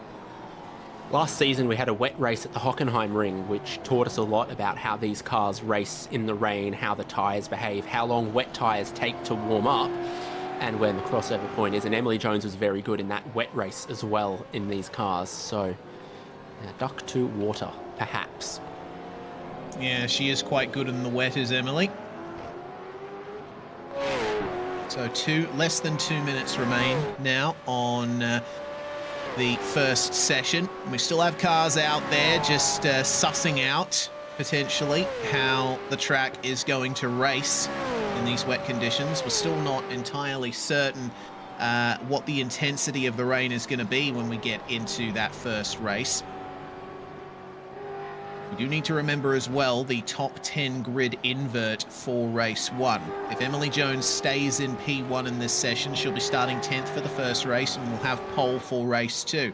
So a lot of potential for good results today and a chance to really make it a solid fight versus Sean Campbell for the season to come. And we were talking to Campbell just after round 1 had concluded, and the Grid and Go driver is certainly intent on committing to the full season. He does love these cars, and he showed very early on when he came in halfway through the 2025 season that he has the potential to be fighting for the championship here. Could 2026 be the first year we see a non-Australian or New Zealander win the title? So just 30 seconds remaining in this qualifying session. Not seeing much improvement, but there's a few drivers that I think have found where the grip is a little bit too late. Darren Lobb I might put into that basket because he just had a very good final sector matched with a poor first and second sector, and he'd sort of known where the grip was going to be at earlier in this session. I think Darren Lobb might have been a little higher up. Yeah, for want of getting out a little bit earlier is the story of qualifying thus far. Vermilion Esports' Rain Campbell is going to be the first driver to see the checkered flag in Q1, and his time of 126.6 Billy Mole is not going to commit to the end of the lap. Darren Lobb will, though. And, well, 14th for the moment, 126.0. And that, in fact, is a slight improvement on his initial qualifying time. See what I mean? If he'd found that earlier in the session, I think he would have been a fair bit higher up, because no one else is improving, but he's managed to improving, which means that probably, unfortunately, he left a little bit too much time on the table earlier in the session when the track was quicker. Yeah, and these in conditions that are only lightly wet and getting ever wetter as time goes on, you have to be switched on very quickly, because the track is going to be at its best right at the start. Kurt Stenberg will secure provisional 5th for now. Kenneth Latter, 16th spot for the moment. And Jordan Mazzaroli, the one of the last drivers to be setting qualifying times so far. Thomas Freeman, we didn't see make his way around to set a lap time. So that leaves Dylan Shepherd to be the last of the drivers so far that have set times in this session. So provisional P1 for the moment is Emily Jones, 2 tenths ahead of Dylan Rudd and James Scott, 3.5 tenths ahead of Russell Pepperell. Only 100th of a second and change between Pepperell and Stenberg, the other two Trans-Tasman cars that bookend the top 5 for the moment. Ryan Jones putting himself in P6, and Bo Albert, the third Chiefs car, in 7th spot, with Buchanan, Horton and Andrews rounding out your top 10 thus far. Freer and Vandel, the winner of Split 2 there, separated by less than 500ths of a second, with Lobb, Campbell, Latter, Young, Dyke, Mazzaroli and Mole rounding out your top 20. Then it's just Dylan Shepherd with the last lap time there, 1.2 seconds off the top pace set by Emily Jones. Thomas Freeman obviously did not set a time. So we have our championship standings here, and this is basically how things stand, the results of round 1, really. A single race at Montreal to start off the season. It was Sean Campbell, Emily Jones and James Scott, our podium. But Wayne Burke and Bo Albert really going to be pressuring them if things go well for them. Burke and Albert both changing teams. Wayne Burke leaving Synergy Sim Racing and going to Vermilion Esports, with Bo joining James Scott at the Chiefs Esports Club. Brady Myers, the second of our Trans-Tasman racing cars, in 6th spot, with Ryan O'Sullivan, Freer, Briggs and Lawford, our top 10 in the championship thus far. We start getting a little bit further back and moving a bit more towards drivers that could have done a little bit better. Jake Maloney, the reigning champion of the series, only managed 19th spot in round 1. Yep. We've got the green flag at pit exit now for the second group. Rain's still falling, with more predicted. It's going to be similar to that first group, where to be one of those drivers that were first to queue up at the exit, like Sean Campbell, the quicker you can get out there, the quicker you can find where the conditions are at and lay down a representative time, the better you're going to be. But are any of them going to be able to match the times that were set by Group 1 when the track was just a little bit grippier? Rain now at 6%, with no chance of really easing up. I reckon these drivers can get within a second and a half of Emily Jones' pole. In fact, they can probably get within half a second, but if any of them can beat them in this track state, I take my hat off, and then my head will get wet. Yes, absolutely. At least you have a bit of hair to cover your scalp, David. I don't have that luxury myself. Been bald since my early 20s. So, at the very least, my brain will get a bit of cooling. Well, down the Mario Andretti straightaway we come, and the spray is so intense now in this second half of the session. I reckon that to throw a number out there, I don't think that we're going to be seeing any of these drivers get into the top 5 on these conditions. The rain has maintained a pretty consistent intensity so far, but I think right at the end of qualifying to the start of race 1, there's going to be a bit of a step up in the intensity. Campbell struggling to get the rear end settled on the way into turn 1, but he's staying out of the puddles and trying his best here to set a representative time. My live timing is very difficult to follow now because none of these drivers are going to be setting purple sectors. So I've got to actually look at what the numbers say. And there was a bit of a car park happening in the final sector as well, as everyone just wanted to make sure they had that space. And even then, you can leave a second gap to the car in front. But the difference between getting it right and getting it wrong is so much time here that if the driver in front of you is just a little bit slower than you, you'll catch them very quickly on your lap, as Angus Lawford and some others may be about to discover. Sean Campbell is giving this a good rip, though. He knows that this is still one of the best opportunities to set a good time and try to start in the top half of the field. Yes, in between the two sub-corners at Moss, you can get away with a little slide. Yeah, that's very off indeed. Unless you're Angus Lawford, he did not get away with a slide at Moss. No, Lawford, I believe, falling by the wayside slightly. But we're coming to the end of the lap now for Sean Campbell, and nice and smooth through the last couple of corners, using a bit more of the curb than I would in these conditions. But through the final corner, we'll see our first representative lap time from our most recent race winner and championship leader. 1 minute 27.0 is where they'll sit, and that is behind everyone from Group 1. Yeah, I was thinking a 127. Now, they'll probably go quicker on this next lap as they build yet more temperature into these wets, and they've worked out where some of the grip is. But probably not too much. Rain's still falling at 6% on the track. Blake Warboys went in just behind Campbell, Zach Rattray-White, Tyson Broad, and Wayne Burke. Taking a look at Brody Kostecki. Does he have a time that counts there? Not yet from what I can see. Still... Oh, yeah, actually, no, yeah, P26 for the moment, 127.351. So we'll see if there's any improvements here from the Real World Supercars driver and former champion of the series, Jake Maloney. Meanwhile, reigning champion of V8 SCOPS, struggled to get a result he was happy with at round 1.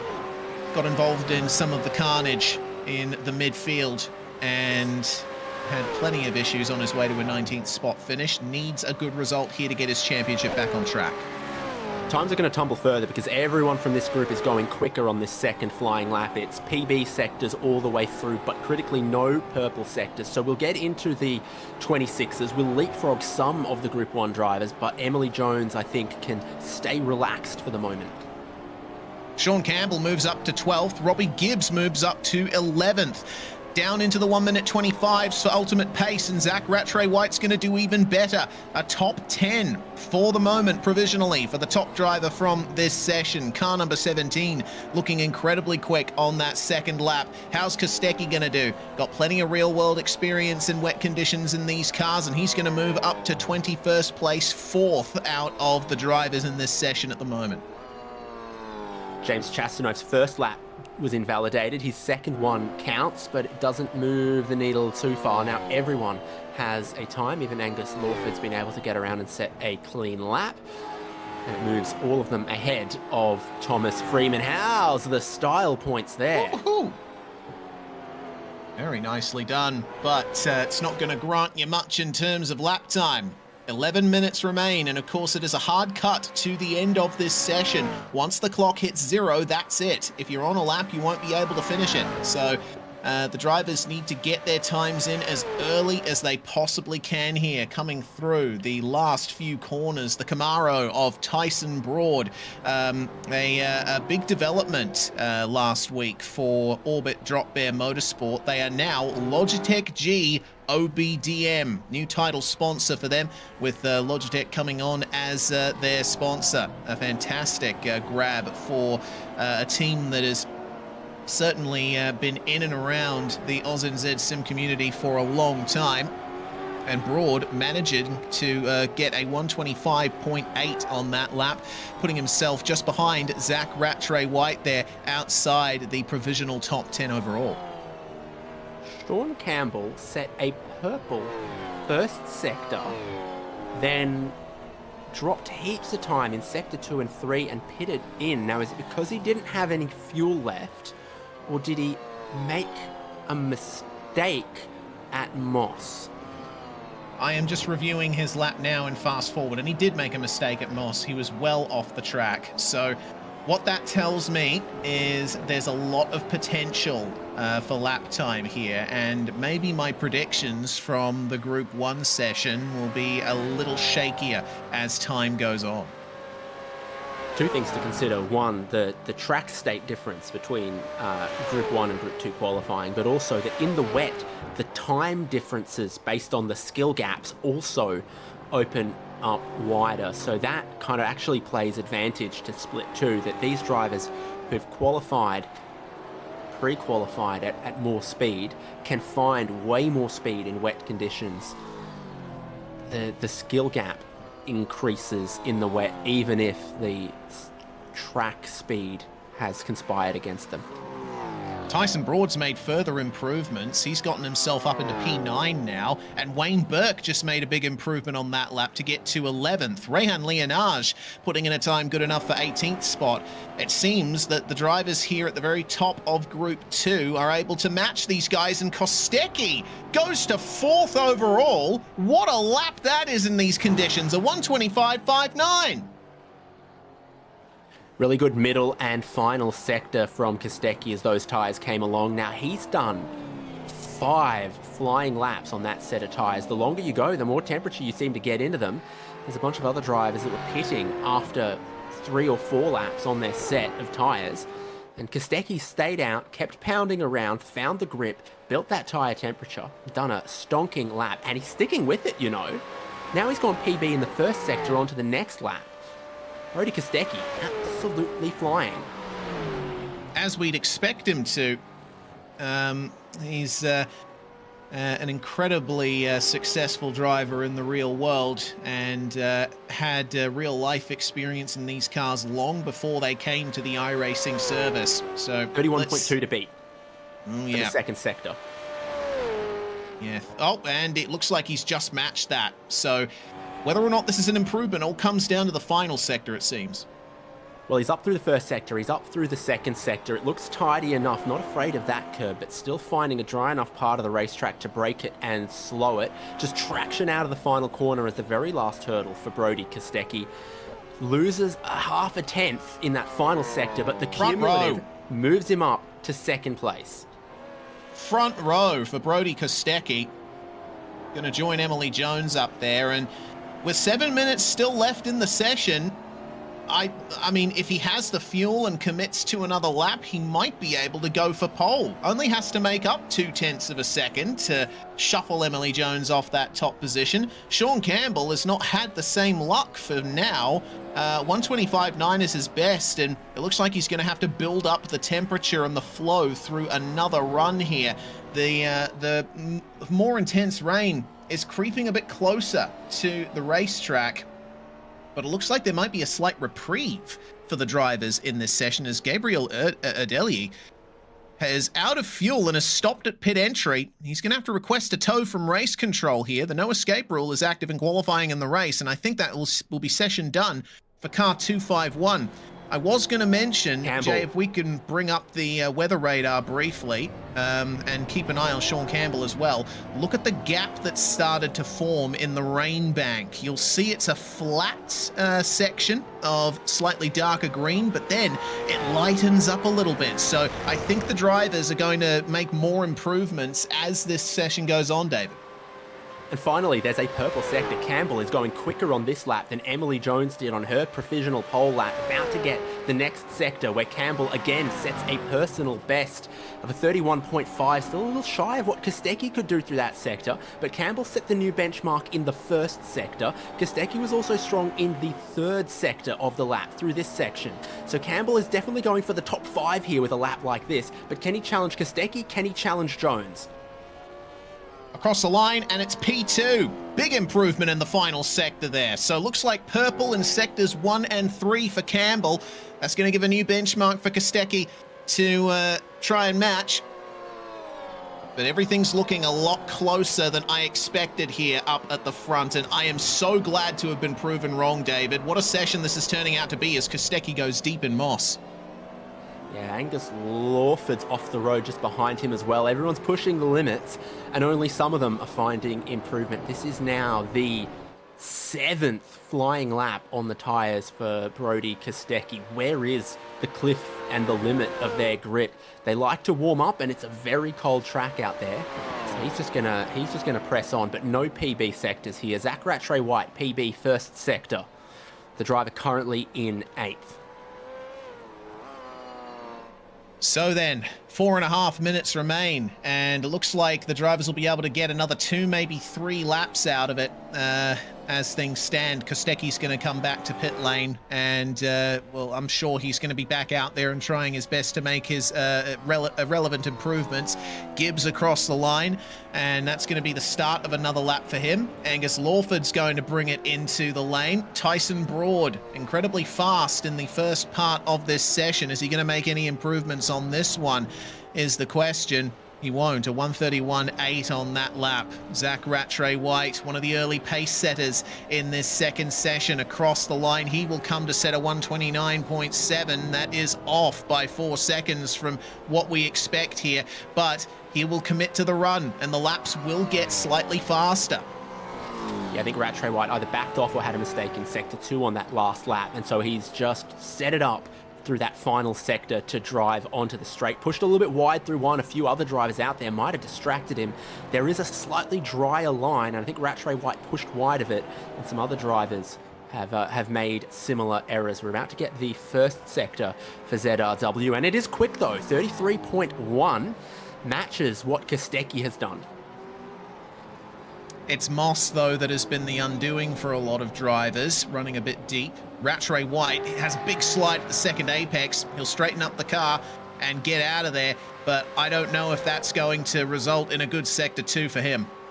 Maloney's on a really good one as well. He was so fast in the first sector. So Jake Maloney, Zach Rattray-White, a couple of drivers that might just improve in a session that we thought was going to go further and further away from these drivers. Maloney currently down in 20th, strings a good first sector, good second sector, and a good third sector together. He jumps up into 6th. Rain is up to 7% intensity, but the drivers, I'd say they're at 100% intensity right now, as Robbie Gibbs sets a purple final sector. And Zach Rattray-White lost a 10th through the middle sector. He's about to complete that lap, where he then backs off in the final sector as well. Is that almost this session done for him? Weather update. It looks like the bank of rain over the circuit right now is has an end in sight. I'm seeing some clear air coming over, and of course it is a bit more cropped here on the broadcast, but the full weather radar shows that there is a bit of dry spells coming. Blake Warboys, look at the amount that he is struggling there through turn 1. He's dancing that car on a knife edge. Warboys was quite strong at round 1. These conditions for round 2, they certainly have mixed up the field quite a bit. Campbell's tracking for pole. Campbell's just gone 2/10 quicker in the first sector. We're about to see that middle sector, but if he gets this lap complete, he's going to dislodge Emily Jones from pole position. Let's see then. 32.8 in Sector 1, that's flying. 31.2 in Sector 2 as Gibbs goes up to P3. What an improvement on that lap from the number 31. But Sean Campbell through the final sector then. How's the exit from the final corner? Narrow. Avoid the puddle on the exit. Such deep standing water off the curb. Across the line for Campbell. It's a 1:24.7. That is pole position. Almost 0.5 of a second faster than Emily Jones. There's something in the track right now. Have they like rubbered it in? Have they cleared the rubber off? Have they just found where the grip is at? Is the air temperature coming up just a little bit? Adam Briggs, I think, has gone into the wall as he's pushed the limits. Easy for Sean Connery here to say. Absolutely. Looks like the end of the run there for Brady Myers and Rehan Leonage. Blake Warboys going to commit to the end of this one, and a 1:26.0 will grant him 32nd to 24th now. With Wayne Burke across the line, 1:27.9. Big damage for Adam Briggs, meanwhile. Looks like the DPR Racing Mustang, or Synergy Mustang, my apologies, has found the wall hard somewhere. Only 10 seconds remain, though. Hard cut to the end of the session. It's going to be touch and go whether Chastanerf will be able to get across the line. I don't think he will here. 3, 2, 1, and that is the end of qualifying. Goodbye, everybody. let's get ready for race number 1 here at Canadian Tire Motorsport Park. As we switch on over into the race session, we'll see what the track state is like. The rain has stopped in the race session. It looks like there's still rain flying in the air, but the weather radar shows no rain at all. So we're going to be water seeing coming off the blades of the helicopter, Reese. It'll dry up. Yeah. Yeah, I'm sure it will. We're going to be getting a drying track for the first race here with an inverted top 10. Oh my lord, this is going to be interesting. Starting P1 is Kurt Stenberg and Russell Pepperell. Front row lockout for Trans-Tasman Racing, with Jake Maloney making it a 1-2-3 for one of the most successful teams in Australian sim racing. Rattray White alongside. James Scott and Dylan Rudd for the Chiefs Esports Club are 5th and 6th. Brody Kostecki is going to start in P7 with Robbie Gibbs alongside him in P8. Then it's Emily Jones and Sean Campbell, our 1st and 2nd in the championship, going to be starting on row number 5, David. Yeah, so that's our top 10 with an invert for this race, but then they qualifying order line up for the bigger race 2 still to come. After the top 10, we're back in regular unsullied qualifying order. Ryan Jones in 11th ahead of Bo Albert in 12th, Will Buchanan and then Tyson Broad, Joshua Horton in 15th, Wayne Burke in 16th. Believe us, we're trying to refresh this grid graphic, just running it through you though, folks. Jack Andrews in 17th, Brady Myers 18th, Rehan Leonage in 19th. The top half of the field completed by Tom Freer. Indeed. As we move outside the top 20, it's going to be Angus Lawford and Sebastian Vandel starting on the 11th row of the grid, as we had an unfortunate freeze of our overlay software for the moment. We do apologize for that, but we'll get to the relevant positions here.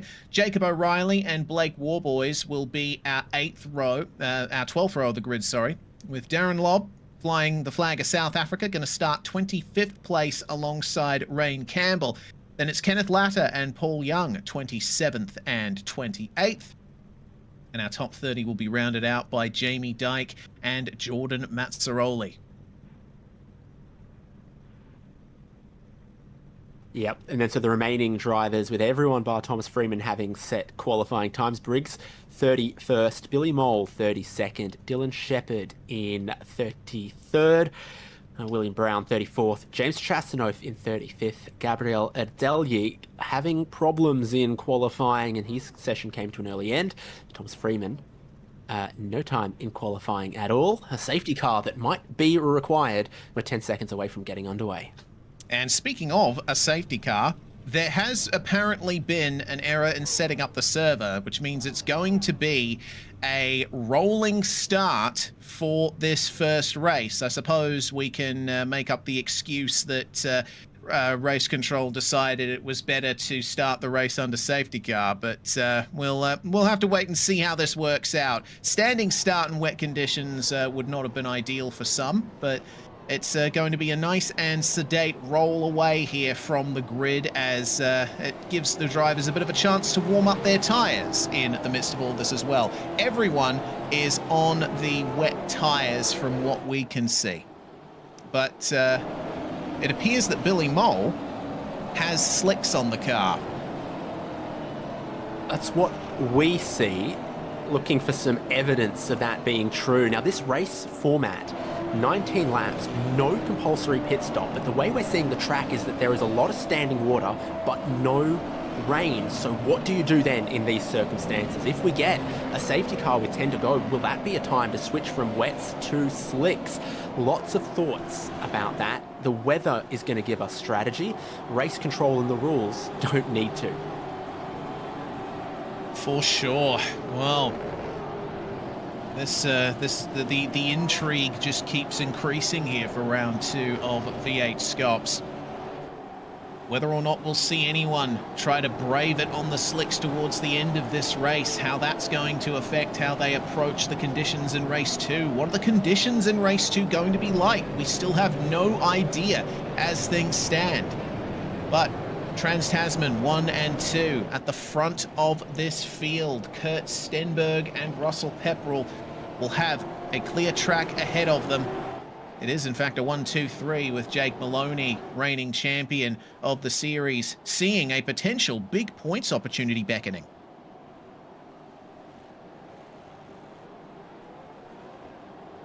I am still seeing Billy Moles potentially on some slick tyres. The only way that strategy could work that I see, and it's not either a mistake of the data or a mistake of the strategy, is if we get repetitive safety cars that keep him on the lead lap, and then we do approach crossover. There's no rain falling, but there is a lot of standing water. The puddles are even deeper than they were in quali. Yes, towards the end of qualifying, the rain was absolutely going to increase in intensity, and all that rain has been dumped onto the racetrack. You see it there through the final corners. Huge puddles, which are going to result in some difficulties for those in side-by-side battles to come, of which I'm sure there are going to be plenty. So, a slightly altered start here for race 1 of V8SCOPS Split 1 at Canadian Tire Motorsport Park. The green flag flies, and Trans-Tasman will lead us away, but it's a poor start from Stenberg.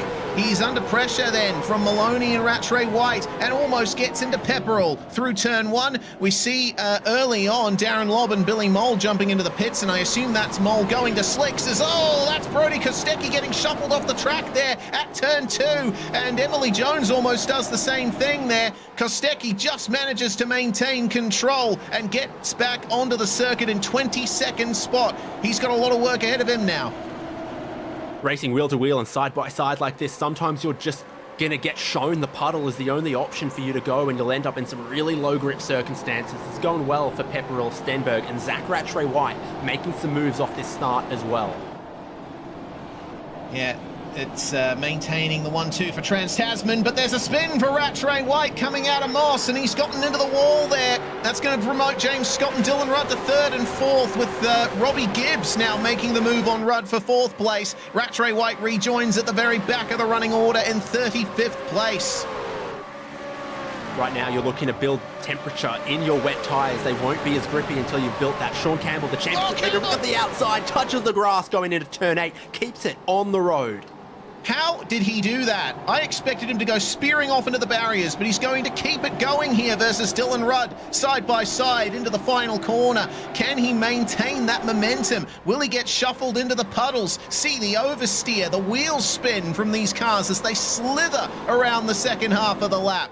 The top 2, though, have changed spots. Kurt Stenberg has moved into the lead. From split 2 to on the podium to into split 1 to qualifying near up front inside of the top 10 to now leading this race 1.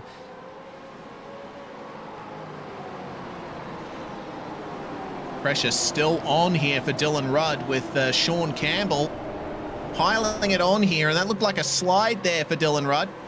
Blake Warboys, I see dropping down the order substantially. That looks like a problem for the 63 through turn 2. But have a look at this pack here and see once again the wheel work from Blake Warboys as he is alongside Dylan Shepherd there coming into Moss, and that's going to be an interesting line there on the outside into Moss. He's got Adam Briggs and Kenneth Latta right up ahead of him there. A face full of Briggsy as that's a spin for Rehan Lienage next. Young Rehan, who is a former race winner in V8SCOPS himself, is now going to fall to the back of the running order. When it Rehan's, it pours. He's dropped to the tail of the field there. Just had to wait for the whole pack to go sideways out of the exit of Moss corner. Darren Lobb's got a whole bunch of damage after he already had a penalty coming to the start of the race. This has not gone well for him in race 1. Thankfully, race 2 is a clean slate, and the qualifying that we've just seen will also apply to race 2, not a progressive grid. James Scott sets a new fastest lap of the race as his wet tyres fire up. Everyone had the option to take different pressures here. Some may have started low, and that'll benefit them by lap 2, lap 3, towards later in the race. Yes, indeed. Replay of the start on board Brody Kostecki's car here. Now, this is going to be interesting to see how this was caused. Chiefs Esports Mustang alongside him here as they took the start, and it was a very early getaway from Kostecki as there was a bit of a compression there. Kostecki played that start very nicely. Unfortunately, stuck on the outside coming into turn 2 here. I believe it might have been Rudd that made contact with him. No, it was Maloney. Maloney having to make room to his left, and Kostecki really had nowhere to go. Both Kostecki and Maloney sent off the track, but the grass ended up saving them. iRacing grass used to be so slippery. Thankfully, they've fixed that. It's still not the optimum racing line, though, and that cost Kostecki a little bit. James Scott's moved up into second. Campbell and Jones are making good positions as well. They were the Rainmeisters in qualifying. They're doing well in the race conditions as well. Rudd side by side with Jones. But Emily has the inside for the final corner, which gives her the advantage on the way in. Dylan Rudd with a straighter exit is going to try and keep that going, but the standing water, I think, arresting his speed. Campbell now holds the fastest lap of the race, 126.0, as Jones keeps Rudd behind her. And will try to mount an attack on Campbell, who himself is right on the back of Russell Pepperell now. So James Scott and Robbie Gibbs from Chiefs Esports Club have both gotten past the second of our Trans-Tasman drivers in this race. Stenberg still in front by 0.6 of a second. Sean Campbell's pretty freakish in these conditions. We're going to see what happened to Rehan Leonage. And this is one of the Revolution iRacing Camaros that he was alongside, and that's almost a mirror image of what happened to bring out the safety car in split 2 earlier. Leonage on the inside on exit, but unfortunately once the track started blending to the left, he wasn't quite clear of the car, and contact was made and around he went. So unfortunate, but all the recovery in the world to be made as Dylan Rudd and Emily Jones still haven't left each other alone here. Sean Campbell's driving away from them right now, as is Russell Pepperell.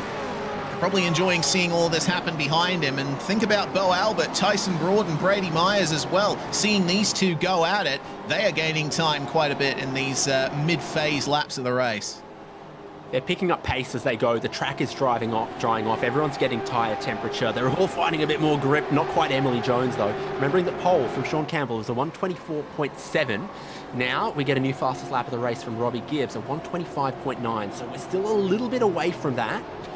And we thought crossover might be like a 123. Yeah, somewhere around that. I think we're still a bit away from that. Both Stenberg and Scott sliding the cars out of turn 2. It's all about balancing on the limit of grip here through turn 3. It's quite an interesting line in the dry that you have to take through that corner. It opens up on the exit, so you can get on the power a bit sooner than you think. But they're more than content to just stay in line coming into Moss and try and make gains on the exit. Stenberg stays off the curb. Scott manages to hit it, straightens up the car earlier and potentially gets a better run on the way out. Could we see James Scott go to the lead here on lap 5? Well, Scott's been making moves. He's in the slipstream, but the question is, where is the grip with the water on the racetrack? So he's going to look around the outside of turn 8, just trying to fox Stenberg. We already know where Stenberg likes to overtake. Oh, Campbell. Oh, that was a Never little bit a wide. dull moment. Qualifying, race, just keep an eye on what Sean Campbell is doing, I tell you. Yeah, one of yet more international drivers that have started taking part in this series full-time over the years. We had a good international contingent in the Enduros for the majority of this series' existence, but it's been good to see that Americans like Sean Campbell have decided to give this series a proper go of things, and Campbell has brought a great amount of pace and up the standard of competition as there's a compression up ahead of him. Scott and Gibbs, trying to get past Stenberg, have ended up compromising themselves, and Campbell's going to go around the outside of turn 3 on Gibbs. Well, Scott and Campbell have been so quick, but they've found someone they can't pass now in the shape of Kurt Stenberg, keeping James Scott behind, causing a bit of a compression up front here, letting Russell Pepperell and Emily Jones get back close to this leading group. Pepperell almost went deep in Moss and nearly got into the back of Campbell, who's going to blast his way out of Moss here and try and get the pass done for third. Robbie Gibbs losing out to his teammate James Scott, but now he's going to play rear gunner and try and keep Sean Campbell behind. trying to close off the inside line, heading down the Mario Andretti straight. Gibbs move across Sean Campbell's nose, and those two almost made a little bit of contact. Campbell's looking for more grip. Around the outside of turn 8, he's found it this time again. Inside of turn 9, needs to get his elbows out before turn 10, the final corner, which Gibbs still holds the inside for. But there's so much drive traction on the inside line on the exit here. That's what Campbell wanted. He wanted to go crisscross, but Gibbs knows that too, and is driving so well, even though Campbell has pace to burn in qualifying and right now. Yeah, the elevation change at the track really plays a part in that as well. Slightly uphill through the final corner, which is just enough to keep the standing water off the inside line. So Campbell needs to try and set up something different coming into turns 8 and 9 to make the pass into turn 10. Bumper to bumper between Kurt Stenberg and James Scott. No strategy to this for the moment. It is an out-and-out sprint, but we'll be keeping an eye on those lap times. They don't seem to be coming down as much as we expected, though. The drivers are still setting 126s, 127s, but Brady Myers has started to find some pace. 125.9 down in 10th spot for the moment. Dylan Rudd finally gets past Emily Jones on the exit of Moss, just behind these guys. But Jones is going to try and fight back here. Rudd has the inside for turn 8. Can Jones hold him off? Stenberg's driving super defensive lines, and that's slowing up this whole leading group. They're all closing in behind Stenberg, the whole top 11, and that's why James Scott's trying to get past. Contact there with Sean Campbell getting into James Scott there. And Robbie Gibbs is going to take advantage, gets back up the inside of Campbell. Campbell had made the move for third, but now he may lose it. But Gibbs has a slide on the exit of the final corner and has to yield. They're racing for keeps, and they can, because even if he finished dead last in this race, they'll be back in the top 10 on the grid for race number 2. Yeah, this is good. We'll keep an eye on Tyson Broad here on the replay. Oh, that was contact from one of the Trans-Tasman drivers behind Brady Myers, potentially. That was a bit of a scare through the final corner, but have a look at this pack here behind the lead. All of this, oh, hello, side by side for second. Sean Campbell going to try around the outside of Moss on James Scott? Surely not. He may have to yield on the way into the corner, but he keeps it on the dry part of the racetrack on the way in. Big slide on the exit. Scott's going to get away from him. And now Dylan Rudd is starting to elevate himself a bit further forward. He and Emily Jones got involved with Russell Pepperell just a few moments ago. But now Rudd sees a chance at getting 4th place off Gibbs. The last 2 laps, the fastest driver on track is whoever isn't in this front pack and has the honour of being able to use the clean air to close up to the back of them. It's Wayne Burke last time. And so now, with a little bit of space between Scott, Campbell and Stenberg, if one of them gets unleashed, they could set a new fastest lap of the race, because Stenberg is seeing them all battle in his mirrors, and he is loving the fact that Sean Campbell is going 1v2 versus Scott and Gibbs, playing a little bit of the team game there. And as they battle each other wheel to wheel, it's really taken the pressure off Stenberg leading this race. Yeah, now the tyres are well up to temperature. It seems that Stenberg, all he has to do now is just manage the pace and manage his lines. Keep an eye out for the puddles and drive where the water isn't. Campbell, on the other hand, sees another chance at Scott there. Outside line through turn 2. He'll try and get up the inside for turn 3, but is this going to work? Probably not. Wider line has a straighter exit more often than not, but this time Campbell's going to have the inside for Moss. Can he maintain the side-by-side coming down the hill? He certainly can, and sticks it up the inside of James Scott, the champion of 2024, and moves up into 2nd place. They've all been eating that curb on the exit of turn 5 Moss corner, but Campbell bounced poorly that time. James Scott got a better exit. Stenberg now leads by almost 1.5 seconds as they're going to go side by side for 2nd and 3rd. Yeah, it's still side by side between Rudd and Gibbs behind, as well as Scott decides it's time to just consolidate for the moment. Maybe have another move at Campbell later on. Dylan Rudd keeping up well with his teammates here. It's Chiefs Esports Club 3, 4 and 5 as things stand. Emily Jones has fallen back slightly from them, but has plenty of chances still to get it done. Bo Albert, the 4th Chiefs Esports Club car, is now in 7th place and starting to gain a little bit on Emily Jones as time goes on. Brody Kostecki, meanwhile, is our new fastest lap holder, and despite his run off the track on lap 1 with Jake Maloney, he's done a great job of recovering. Yeah, he's got that clear track in front of him now to push up to the battling leading group, and that's given him the space to show that speed, put in a 125.8. Still, I think more than a second away from the time that he laid down in qualifying. That lets you know how wet this track was at the start of this race. And it's going to get drier and drier as time goes on. We're seeing less spray from the drivers as they make their way down these straights. Those puddles are going to hang around for quite some time though, so remains to be seen whether or not the track is ever going to get dry enough for slicks. Still got 9 laps to go, but I get the feeling we're not going to see any slick tyre experiments in these final few laps. For the moment, things have spaced out a little bit in the battle for the top positions. Kurt Stenberg. Oh, God! Oh, that's Pepperell spearing off there into the tyres. That looked like contact with Bo Albert. And that's going to be the Trans-Tasman 750 in the wall hard and being... Oh, it looks like he's having a lot of trouble getting it going there. I think the rear drive shaft might have been broken. He's trying to get it rolling. We might see a safety car from this. I think he's gone hard into the wall with the right-hand side tyre having been spun around. It's gone in sort of rear right first, and it's taken out the right rear corner. He's got no drive. This is how.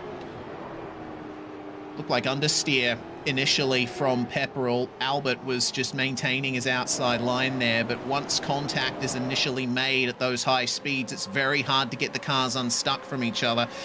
So whether or not race control does something about that remains to be seen. The lead, meanwhile, under contention. Kurt Stenberg under attack from Sean Campbell. Going to protect the inside of Moss, but Campbell round the outside could get it done here. Stenny's going to get back ahead, and there's contact on the exit. That'll slow both of our leaders up and give half a chance to Scott again. Campbell was nose ahead in the middle of that corner, so he sort of tried to lay claim to a bit of the outside, and Stenberg takes that line, jumping the curb, gets 90% of the way clear, lays on just a little bit of contact. And that compresses the top 4 once again. Championship leader versus split 2 second place as the safety car has been declared for Russell Pepperell. That Trans-Tasman Camaro has gone nowhere in turn 8, and this is going to neutralize the race for the moment. I don't think we're going to see anyone come into the pits for slicks, though. No. If we were doing 124s, if we were doing 123s, you'd think about it, but there's not enough time left to heat up a set of slicks. We weren't going fast enough. Fastest lap of the race still sits at a 125.8, but with 8 laps to go, and the safety car just catching them right now, we will still get a good couple of laps post this safety car to duke it out to the end. There's the contacts. Yeah, I mean... What could Bo Albert have done, realistically? Not much. Yeah, I get the feeling race control might call that a racing incident in the end, but Pepperell will be none too happy with how that race has gone for him. A front row start, and he could have been on for a top 10, all things considered. He wasn't losing all that much time, just an unfortunate incidence of too tight a line into turn 8, maybe running a bit too deep, and with a car still on his outside, there was really nothing that could be done. But race control is reviewing the incident. So Thomas Freeman goes to a new set of wet tyres, I believe. Looks like Billy Mole likewise. We've seen that the wet tyres do take 2 or 3 laps to heat up. Now they will get the ability to race to the back of the safety car train that'll put a bit of temperature in. And then I think we're looking at restarting with 5 or 6 laps to go, which is not as funny as if I'd said that incremented by 1 more. But there are a couple of drivers going to new wet tyres, and I don't know about that. We'll see. A lot of them are drivers that had nothing to lose, though. Yeah, for sure. Thomas Freeman, Billy Mole, and Paul Young visiting the pit lane there, and the only drivers to do so on this safety car period. Yeah, I think tyre change to get new wets if you're up the front is not going to benefit you. I think it would actually be better staying out here, letting the tyres cool down a bit more here under the safety car, and so you can get back into the prime phase of these wets when we restart.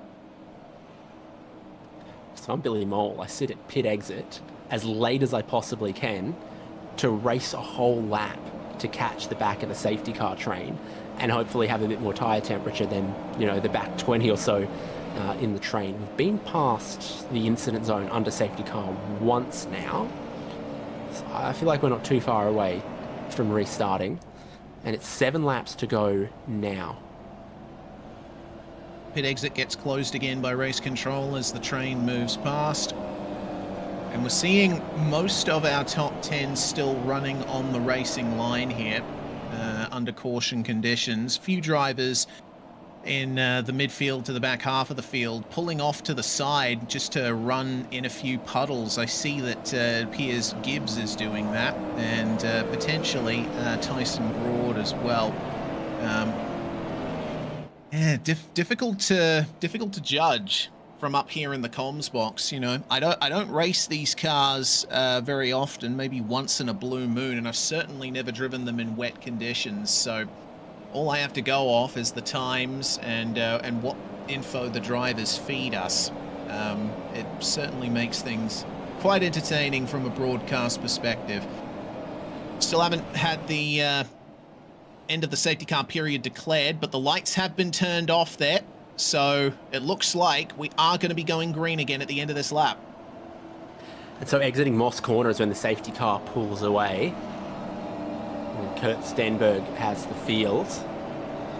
Everyone who pitted has joined the tail of the train. So Freeman, Mole and Young all on the lead lap. Russell Pepperell now dropping 2 laps back. Darren Lobb lost a chunk of laps and will need to circulate to the end to be able to overtake Russell Pepperell for position. Drivers to watch on the restart: Stenberg, Campbell, Scott, but Brodie Kostecki from 9th. He's had that gap that he had to the leading group closed up. He was sort of 3 or 4 seconds behind them after the earlier stuff and having to fight his way through some of the mid-pack. So he will have a good opportunity at the end of this, as will everyone, with 6 laps to go when we restart at the end of this lap. Dry line forming there down the Mario Andretti straightaway.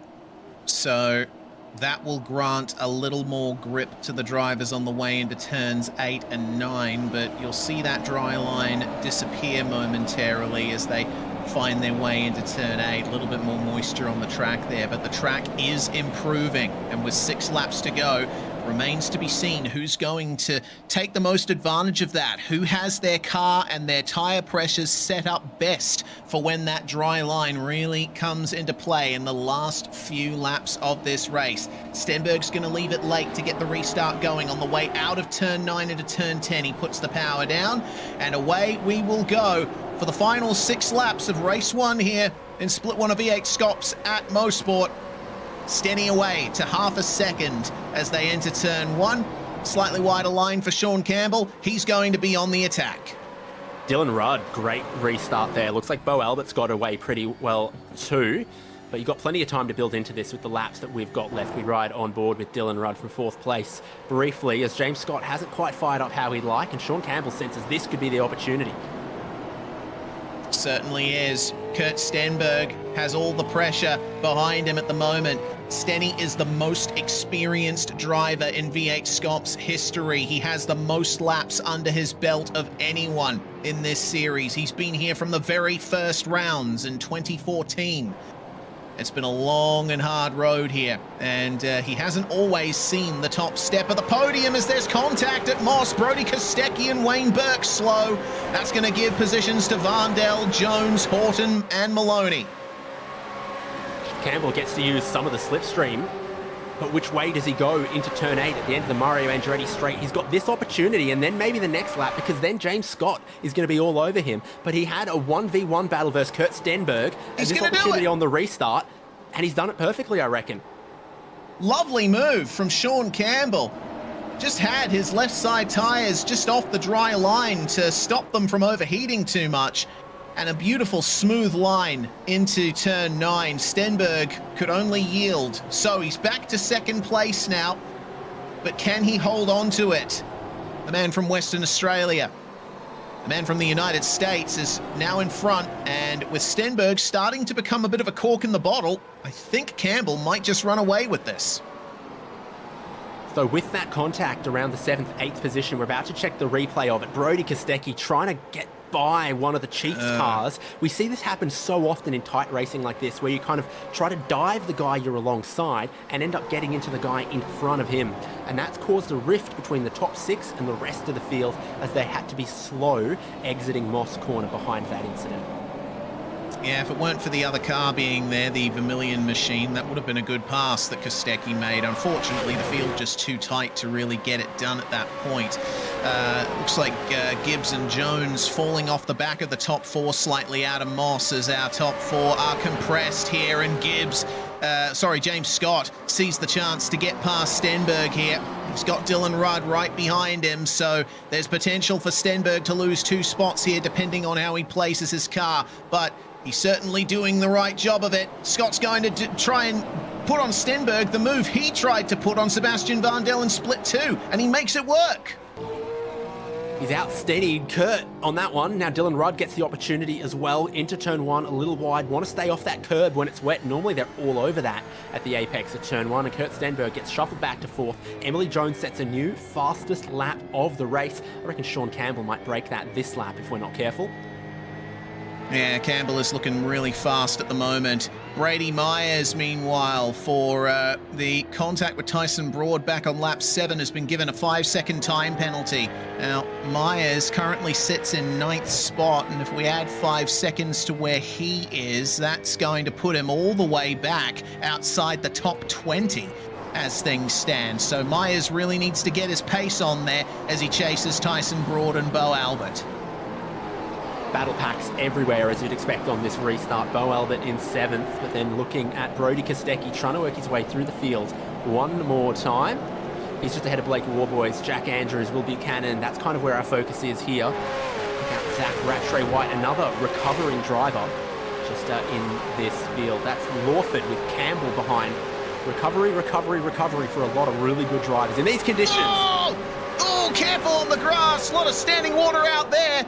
Lots of spray being thrown as Ryan Campbell is just going to hold on to 23rd place there. Dylan Shepherd taking great advantage of the mistake from Angus Lawford. Fastest lap of the race now goes to Dylan Rudd in P3 as up the inside goes Shepherd. At the final corner, not able to get it done on Ryan Campbell, remains in 24th. 3 laps to go at the front of the field. Lawford wants race control to look at that, and no doubt there's a couple of kinks down the Mario Andretti straightaway. And sometimes you think you see a window and it closes. Sometimes you should leave a space and you close it. Adam Briggs is the most positions gained in this race so far. Battles everywhere that you want to find one. And Brody Kostecki has been given a black flag for his contact with Wayne Burke. So unfortunately, a drive-through penalty assigned to our real-world competitor. There won't be a good result for Kostecki coming out of race 1 at least, but still has race 2 to come as Emily Jones gets together with Robbie Gibbs coming out of Moss. It's getting tight in this battle for the last spot in the top 5.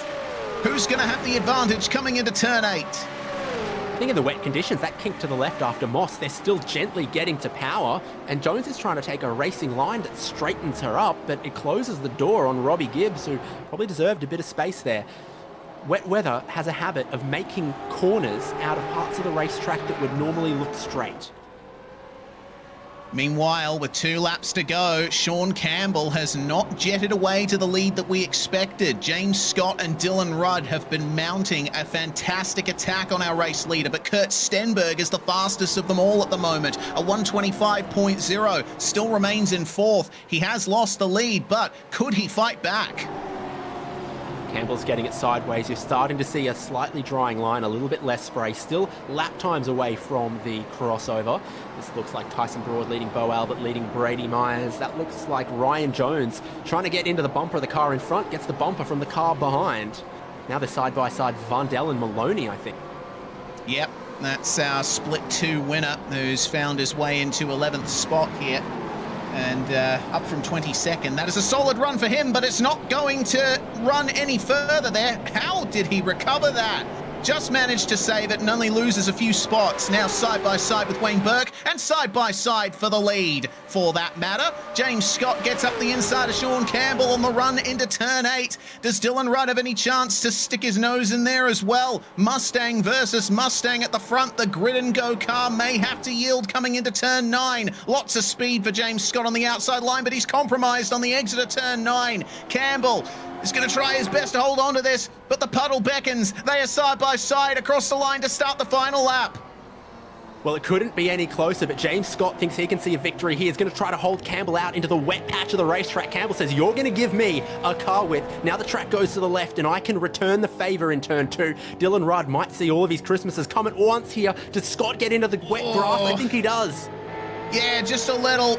And it's the Chiefs cars side by side, which gives all of the opportunity to Kurt Stenberg. He'll get up the inside of Rudd at turn 3 as Sean Campbell drives away from them. Now they'll squabble over the last 2 spots on the podium. Stenny alongside Rudd and coming down the hill. He'll have the inside line into Moss, but the dry line is beckoning there for Dylan Rudd. And he'll keep that position just for the moment, but Stenny gets up the inside of the second apex. Big slide on the exit. He and Rudd both compromised and have lost touch with James Scott and Sean Campbell.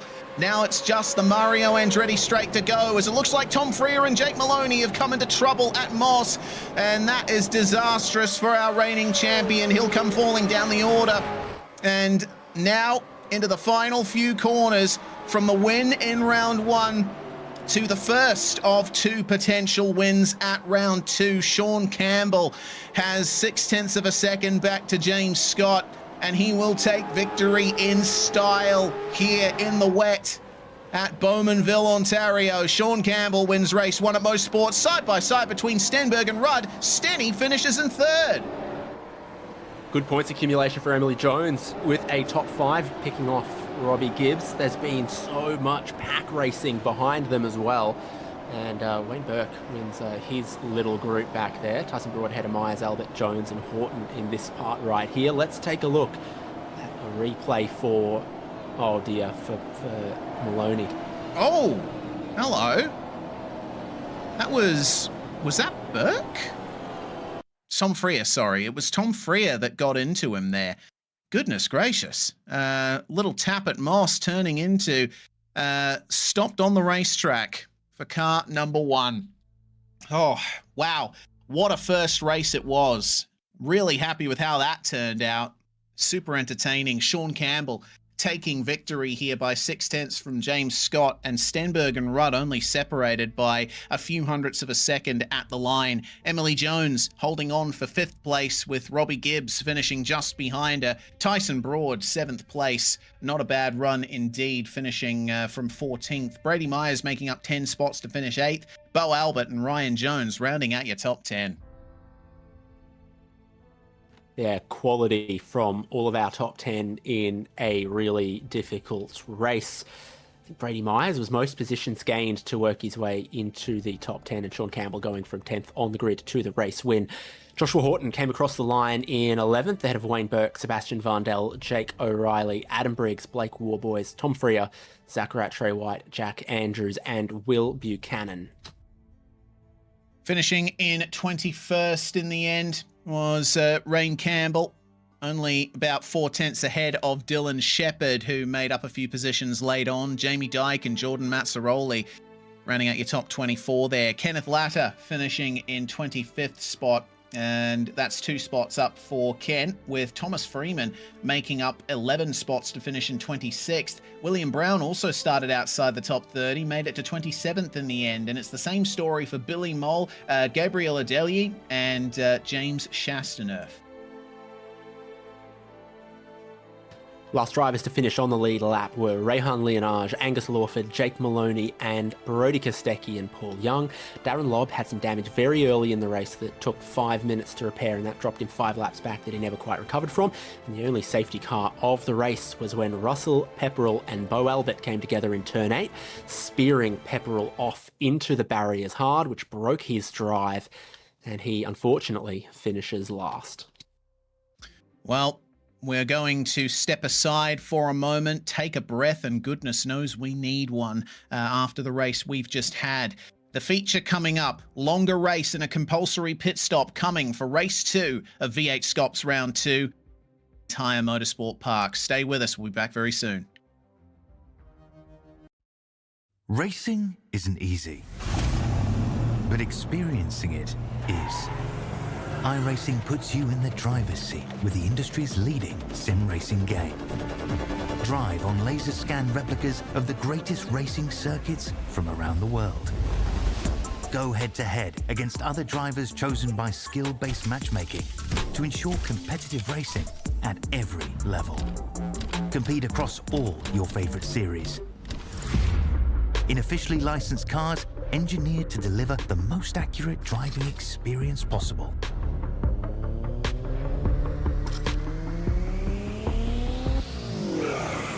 Join a race or host your own with players from across the globe.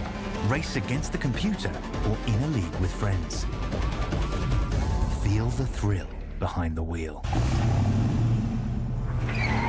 Visit iRacing.com.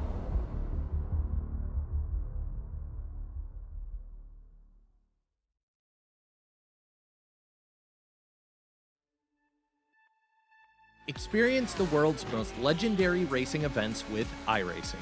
iRacing special events allow any member to compete in full-length multiplayer races based on some of the biggest events in motorsports all year round. Compete in virtual endurance races, such as the Daytona 24, Spa 24, and the Nürburgring 24 Hours. Take on some of the toughest races on the NASCAR schedule, such as the Daytona 500. We have events from disciplines all across the racing world, from the Indianapolis 500 to the Chili Bowl, from the Bathurst 1000 to the Crandon Championship.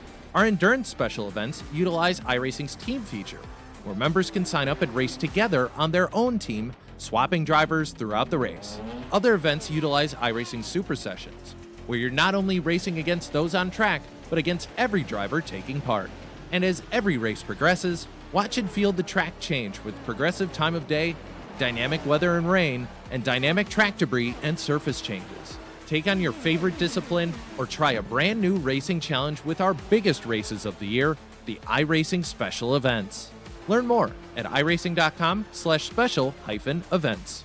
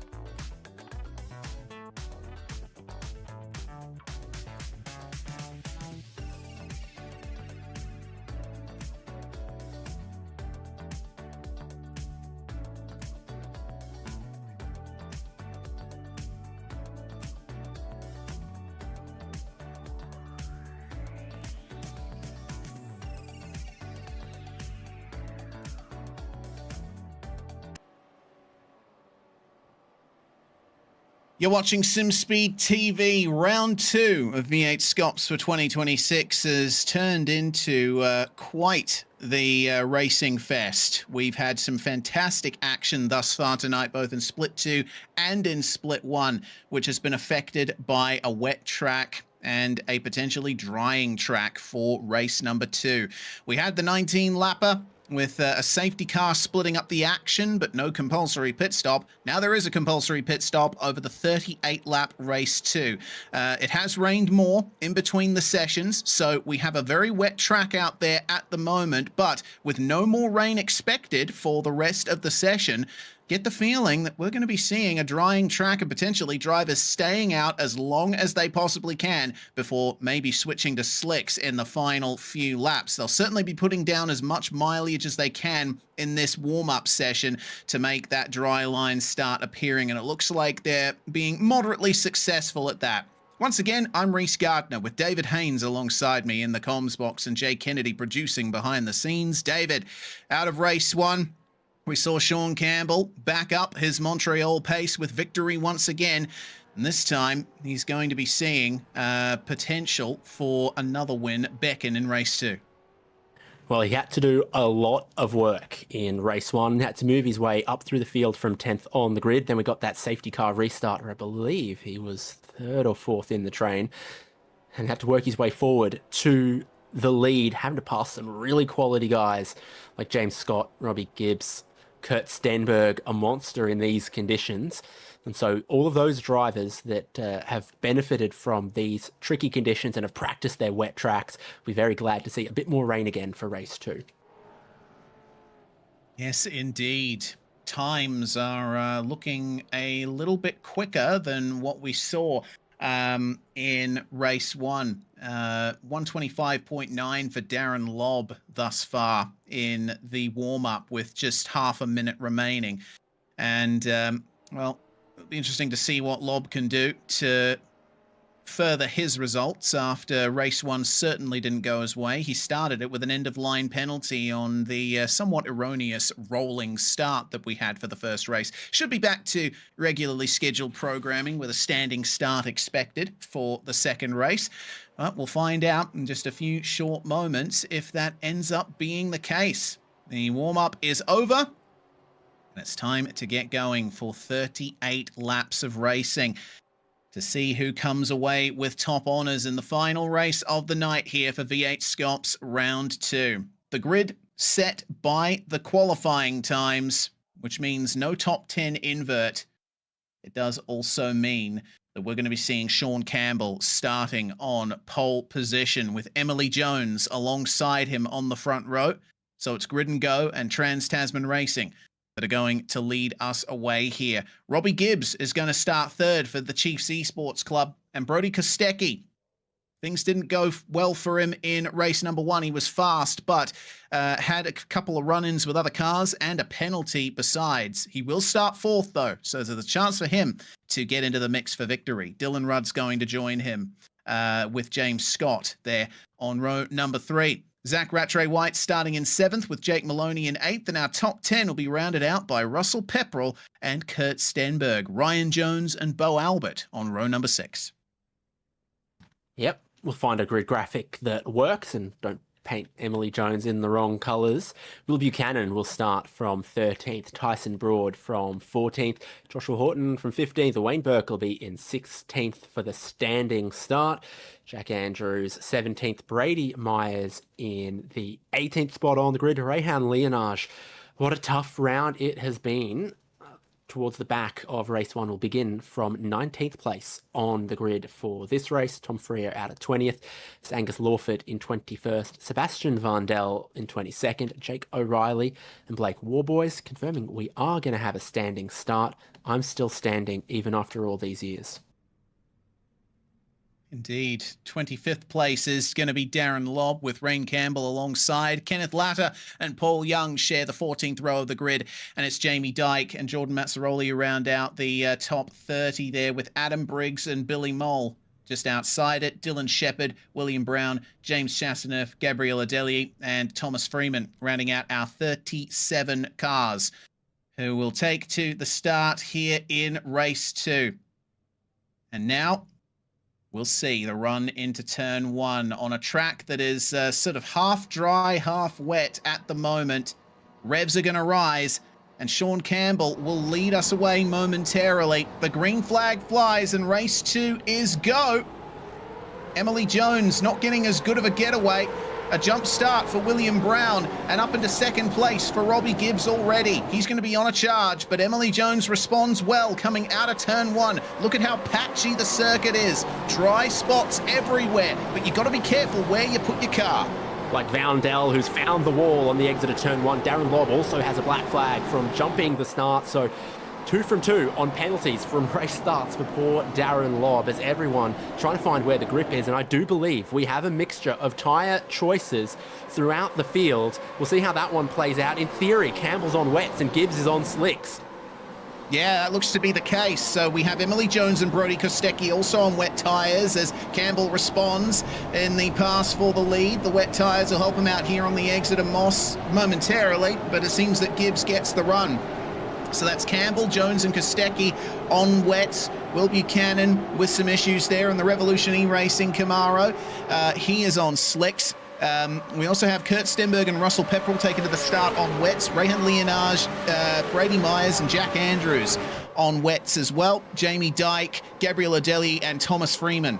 The only other cars on wet tyres. Everyone else is on the slicks, and Robbie Gibbs is finding some trouble in the final sector where the puddles are at their worst. Campbell is back to the lead. Yeah, and when you race in wheel to wheel, you try to put Robbie Gibbs on the part of the track where he is going to encounter the puddles, but sooner or later that will become the correct tyre. It's already pretty much crossover right now. Even Stevens, a bunch of cars coming in to serve their penalties. Darren Lobb and William Brown. I was wondering if anyone was going to come in this early to change tyres, but the compulsory pit stop window begins at the end of this lap, lap 2. Got to wonder how many cars we're going to be seeing jumping in there as Dylan Rudd alongside Zach Rattray White. Battle of the slick shod runners here with Emily Jones starting to fall back there. This is Sebastian Vandel off the race start, and he got an absolutely lightning getaway. Gets to the inside of Tom Freer, but up on the curb there at turn 1, that gets a little bit of oversteer on him, and then he goes through a puddle and completely loses the car. So one of our first casualties already out of this one. Wet curb. And then the wet line. A couple of casualties now at Moss Corner. Dylan Shepherd has lost spots. For the race lead, though, Brodie Kostecki's rounding them up. Robbie Gibbs trying to find a dry part of the racing line on his slick tyres, but side by side for that lead. Campbell doesn't need to fight this one too hard, except for honour. Yeah, looks like Kostecki's going to yield on the way through turn 8. So Campbell not under much pressure here as now Robbie Gibbs is going to try and respond to Kostecki, gives him the bump through the final corner and shuffles him wide. They're going to be side by side through the last corner there, and they were stuck together for a while down the start-finish stretch. Kostecki just trailing the brakes there through the opening corner, gets the run on the exit, but then he gets into the curb. That's where the puddles are, and Robbie Gibbs almost gets sent off in response. Don't forget that Kostecki is on wets, much like Sean Campbell is, so he can deal with that wet patch a little bit better. I think we're not still quite at the crossover point yet, as there's contact between James Scott and Emily Jones behind. In theory, if you're on the slick tyre, you can afford to be more patient, but that is not what's happening in the battle for second and third, because this track is going to keep going towards the slick tyre, guys. That's why Kostecki's got his elbows out here. Oh, Gibbs loses it through a puddle. He just manages to keep the car from spinning around there. Looked like there were a couple of return serves happening between Gibbs and Kostecki there. Some hard racing going on for second as Zach Rattray-White now takes point in the battle for second. Dylan Rudd is going to get in his slipstream and try and catch him up, but he's blocked by Kostecki as Sean Campbell is driving away from everyone at the moment. 2 seconds is the race lead margin. Campbell needs that gap because he needs to stay on these wet tyres till he reaches an acceptable pit window, and that's not going to be immediately. So if this track goes slick tyres very quickly, the drivers on wet tyres are just going to have to suffer it until about, lap 10 or so. Big pile up in the final corner. It's getting worse. Yeah, that's big. A lot of cars. They managed to keep it rolling, though. Ryan Jones emerging at the head of it, but that's a problem for Tyson Broad in the Logitech GODBM Camaro. And that car looks very damaged. Happened just past pit entry as well, so he's going to have to go around for a whole lap. There goes the bumper. Few cars got hooked and turned around. You've got this problem where the wet tyre cars are difficult to pass in the corners. The slick tyre cars are quicker, but just finding these dangerous little patches. Jacob O'Reilly is the driver parked out there to the right. Yeah, it looks like O'Reilly's fallen down the order. So we're having plenty of dramas going on here. And this is what happened through turn 8. We'll keep an eye on Tyson Broad here as he brings the Camaro in. A spin ahead for one of the Chiefs cars. Might have been Bo Albert there. And on the recovery, Broad just gets sent across the racetrack into the barrier. More dramas exiting Moss Corner around 9th, 10th place. We're heading for battles for the podium positions as well. Stenberg, Myers, Horton with problems. Yeah, looks like Brady Myers is descending hard, and Joshua Horton as well. So further back in the field you are, the more likely it is you're going to be having some big dramas here as things are continuing to get a little bit leery here in the final corners there. That's Kostecki trying to get back past Rudd, but I get the feeling for Kostecki at least those wet tyres might be almost past it. Look at the run up the inside from Jake Maloney, and that's what the slick tyres are worth there. Potentially, Kostecki has overheated those wets now with those dry patches on the track. Sean Campbell can try to keep his tyres cool with the margin he has up the front. 3 seconds is what he enjoys over everyone else at the moment. But it seems like if you're not in the lead and on wets, maybe it's almost time to switch.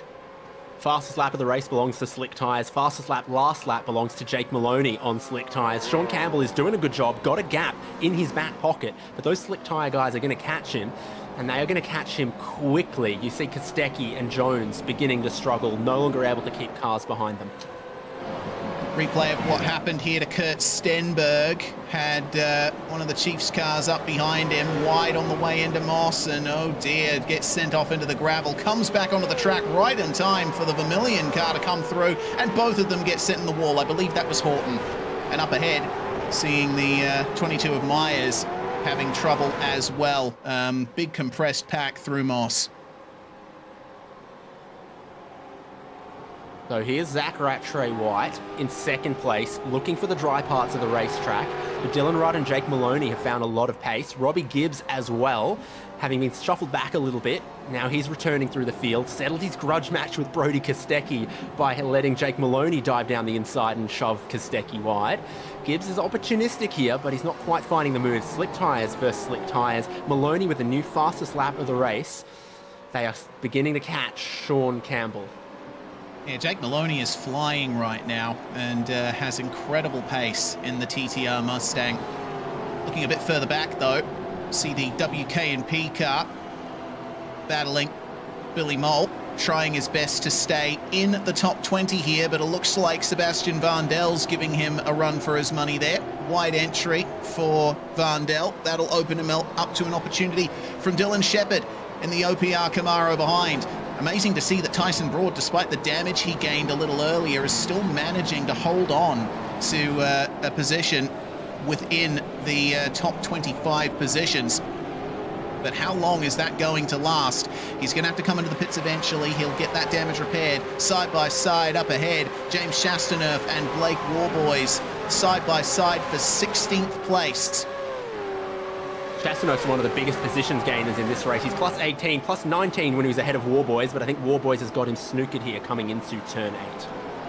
Pass made. Penalty from race control. Jordan Mazzaroli for contact with the 281 and the 430, and those cars in question, Will Buchanan and Dylan Shepherd. So that was on lap 2.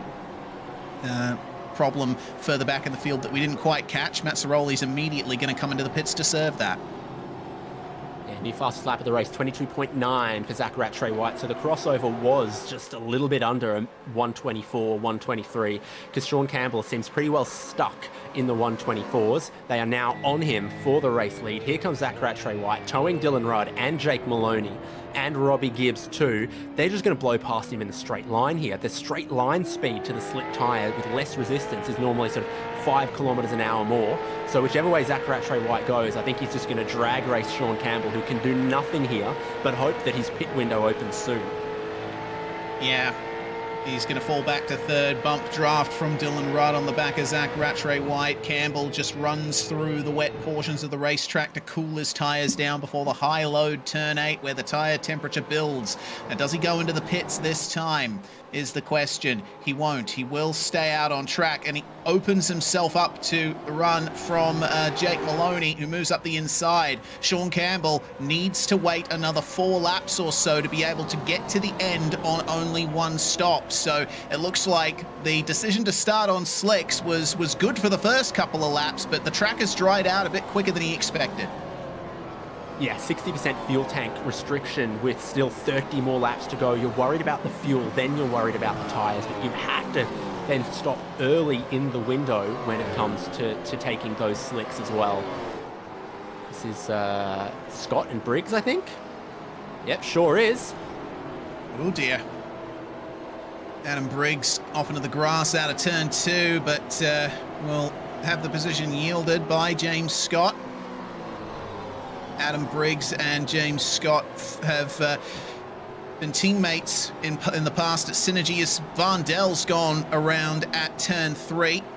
Get the feeling he might have caught the puddle there. Don't forget, he is on the slicks, and you want to stay away from the edges of the racetrack still, despite there being a lot of dry areas on this racetrack. You still need to be careful just how much you take out of the line around here. And where did this happen here? It was the exit of turn 2, and he did catch the puddle. Yeah, and then lost a little bit of time rejoining, unfortunately. Now recapping, everyone who's on wet tyres, there is one driver who has gained positions since the start of the race on wet tyres. It's Jamie Dyke. Everyone else who started on wet tyres is now further back than they were at the drop of the green flag. Yeah, Sean Campbell's last lap was a 123.9, and the front runners are running mid-122s at the moment. It is James Scott gets some bad news. Black flag for him, not holding brakes. That was when Tyson Broad and Bo Albert came together at the end of lap 3. Apparently Scott was involved in all of that as well. So not an ideal scenario for the 2024 champion. Despite making up a few places, he will lose out with some extra time spent in pit lane. This is the battle for second place, looking back from Dylan Rudd at Jake Maloney. And Maloney switched on those slicks a bit earlier than everyone else, and I think he might be paying for it now. Yeah, well, our top 4 all on slicks are pretty tight together here. Robbie Gibbs with the fastest lap, last lap. Maloney's had it before that. Zach Rattray White still leads them with just that, 3/10. That's enough. You don't need to worry too much. We're on board with Dylan Rudd now as Maloney kind of fakes a little bit to the inside of the final corner. How much more track improvement can we get? Remembering that in completely dry conditions, a 118 is possible. We're doing 122s at the moment. They've still got to be careful of tracking out on some of these puddles. Yeah, they're Angus staying well. Orford, massive crash. Oh, yeah, I see that. He's fallen down the order. James Scott comes into the pits to serve his penalty, but what on earth happened to Angus Lawford and the Project 36 Camaro? His front end is completely gone, and it looks like that happened on the run out of the final corner. He caught the puddle. Yeah, I think exiting the final corner, right, he's just gone a little bit wide, found that puddle up against the curb. Here's the replay of it. So he's already just a little bit wide, and then it just walks into the puddle, impact with the concrete wall, rips the front off, spins him 360. He'll try to continue. Wayne Burke has a new fastest lap of the race, 121.8. He's flying, but he's in the pack, buried a little bit too deep away from the leaders. They're going to catch Campbell, Kostecki, and Jones, who are still on wet tyres. Jones on wets is just up ahead of us here.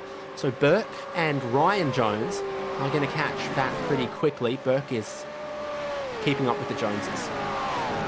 Yes, high 123 for Emily Jones on the previous lap as Burke now comes under some pressure around the outside there and ends up not able to make his way past Ryan Jones. The fastest lap now goes to Robbie Gibbs, 121.6. The pace is absolutely plummeting at the moment, and we are seeing some fantastic pace from our front runners at the moment. It's been just about 4 laps. I would expect that our wet tyre runners are going to come in either this lap or the end of the next lap, I'm being told.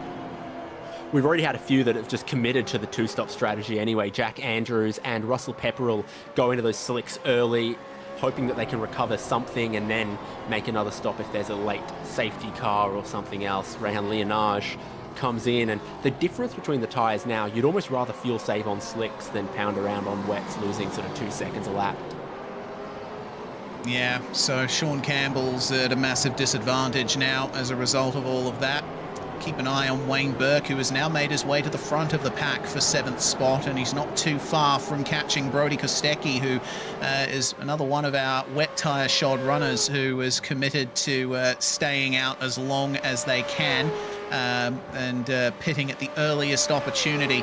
So Sean Campbell, you see him searching for that grip everywhere. The dry line is so wide now that we're actually starting to see the rubbered in line form through turn 8, and Campbell's going to go for the lane.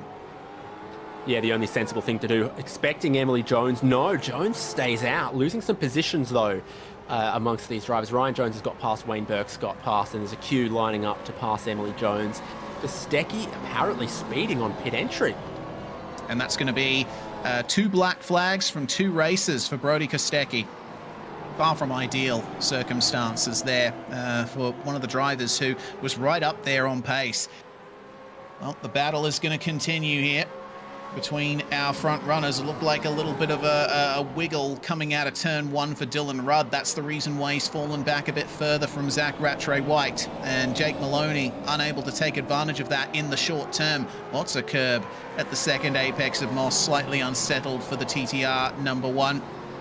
And here's Emily Jones with Bo Albert.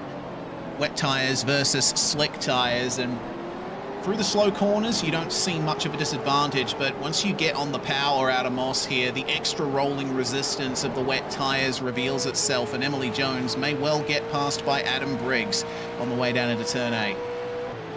Don't know what Emily Jones knows that I don't know, because everyone else at the wets basically went to pit that lap.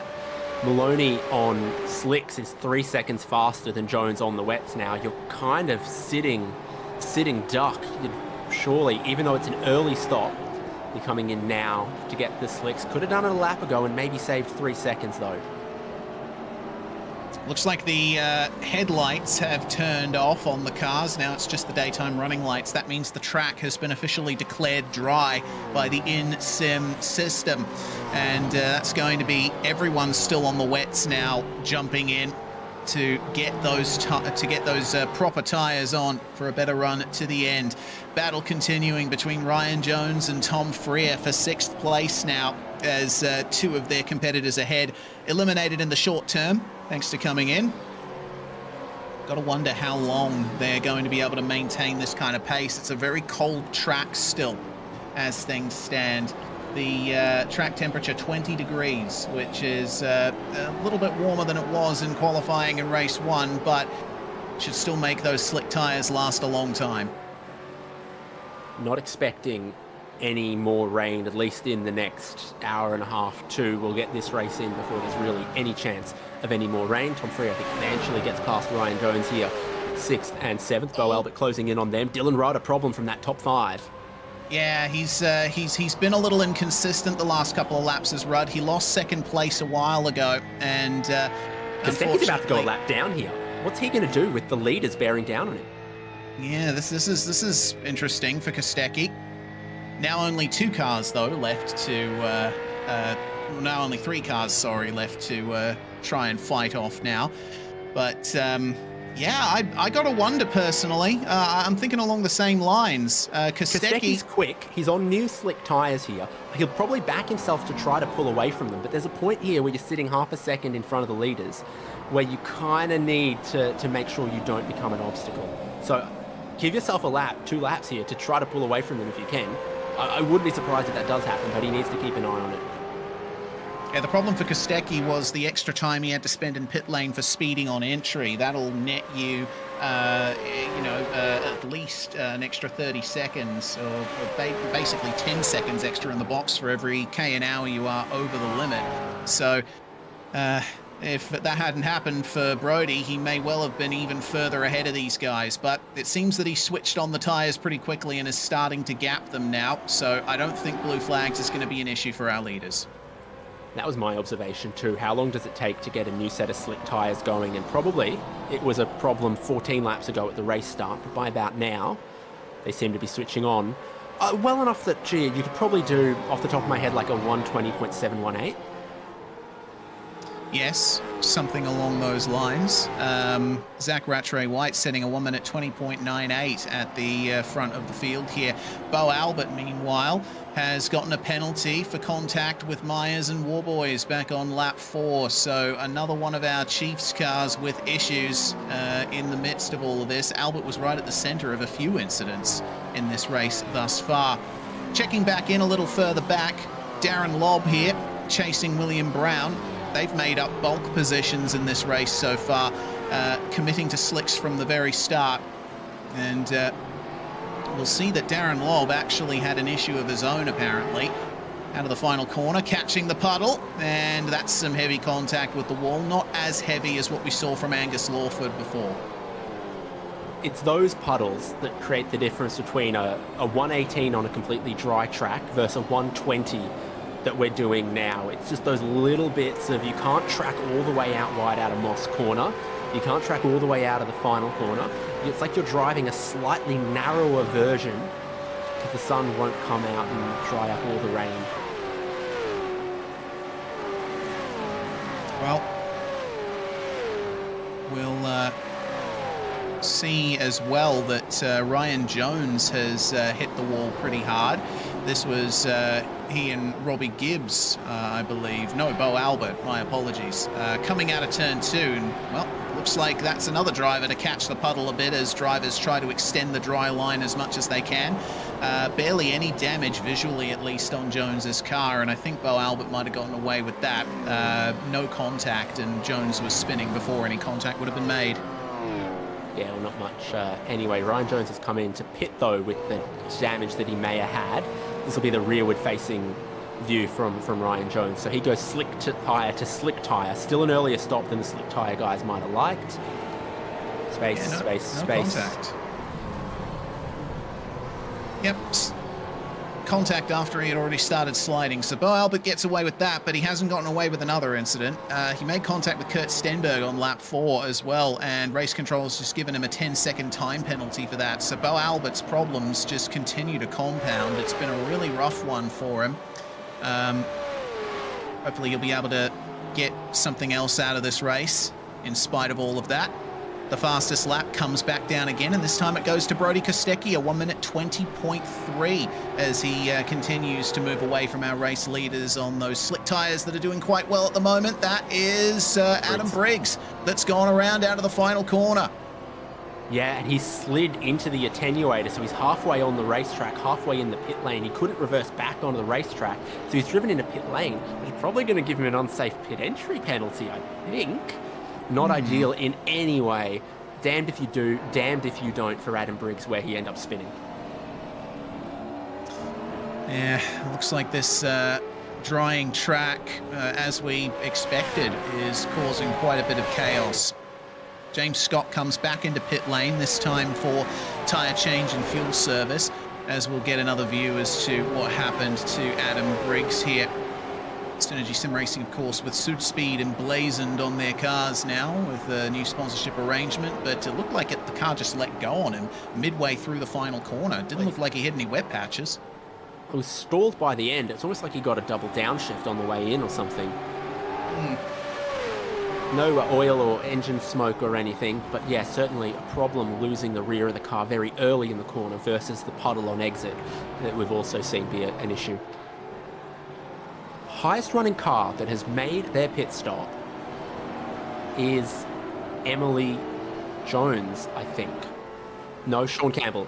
Sean Campbell. Jack Andrews pitted before the fuel window and will need to make a second stop. Having pitted with fuel to get to the end, Sean Campbell is 39 seconds behind Zach Rattray White, but not lapping quicker just yet.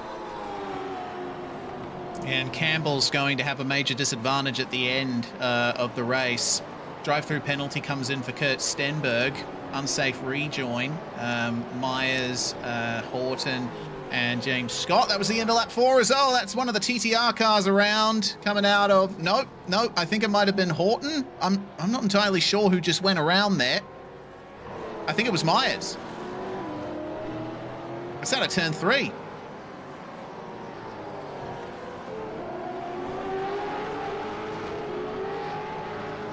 A couple more drivers pitting, including some drivers that started on slick tyres, making their compulsory pit stop, topping off their fuel to go to slick tyres again. You look at the replay here for Myers. As you say, exiting turn 3, corner really opens up on the exit, and he finds the puddle. Yeah, you got to be so tight on corner exit. In conditions like this, you cannot maximize your line around the track. It's all about managing what little space you have that doesn't have any moisture on it. So back to Robbie Gibbs then as he chases Jake Maloney for second, and there's also the fight going on here between Rain Campbell and James Chastaneuf, and that's into the wet there for Rain Campbell. The slick tyres cannot cope with that, and he has to yield back to 10th place. Billy Moll sees a chance to move a little bit further forward from that, but Shasty has continued his great run up through this field, as have most of the drivers who started on slick tyres. They will have to pay for that a little bit later on when they come in for their next stop. Sean Campbell finding a little bit of traffic. Zach Rattray White pulling away, so now Rattray White is more like 40 seconds clear of Sean Campbell. Second car that's made their compulsory pit stop is Emily Jones. Third leaders is in the pits. Ryan Jones. In comes Rattray White and Gibbs right on halfway through the race. Jake Maloney stays out. They were encountering a little bit of traffic in the last few corners, but Maloney is going to continue on for another lap here, and considering how quick he was initially on the slick tyres, he might have taken a bit too much out of them and will potentially lose time here with a potential undercut for Gibbs and Rattray White. Campbell, meanwhile, is finding some traffic, but not from cars that are a lap down. This is for position. He's got Latta, Horton, Lawford and Andrews all ahead of him here. And it looks like none of them really coming into pit lane. Dylan Shepherd, Will Buchanan, Bo Albert and Rain Campbell also visiting pit lane as the stops are complete for Rattray White and Gibbs. About 14.5 seconds apiece. Very even stops between our former race leaders. Fire sale on front bumpers at the moment. Angus Lawford and Joshua Horton have left theirs at home or around the track. Sean Campbell gets past Ken Latta, so that's another driver he's cleared amongst these drivers that are yet to stop. Yeah, but unfortunately, you know, even on a really cool track, there's great potential for the tyres to overheat, and trying to manage that pace drop-off. You pit as early as Campbell did. I mean, he really couldn't do much else with starting on the slicks, but he will not be as fast as the others towards the end of this one. Maloney has stayed out for another lap, but Dylan Rudd, the next car to come into pit lane from third running position. Looks like the Wayne Burke and Tom Freer are going to stay out a little further as well, as Sean Campbell tries to find a way past Joshua Horton. And is that a move to the pits or a move up the inside? It is a move up the inside for Horton. And this will give a good chance for Campbell to make up a spot here, but where does he go? These two cars ahead of them, having all of the luxury in the world of choosing what line they want, and despite Campbell being faster at the apex, he's going to have to wait till turn 2 to make the move. 3 wide? Surely not. Well, he'll get 1 from that, as he opts not to really take it 3 wide. Now we've still got Angus Lawford to deal with, who covers off the inside into 3. Campbell should have significantly better tyres. We know how quick he is. It's just a matter of how he gets this done, and he'll have the inside for Moss, which I think is the place to be. Yeah, got to be careful of those puddles on the way in, though. He completes the move into the corner and now up into 13th place. And looks like about 11 seconds that he has to make up to Zach Rattray-White. Maloney comes into the pits as Dylan Shepherd has been served a drive-through penalty for his earlier contact with car 251. And that Rattray-White's the highest. Rattray-White's the highest running car to have made the compulsory pit stop now, been rejoined by Robbie Gibbs.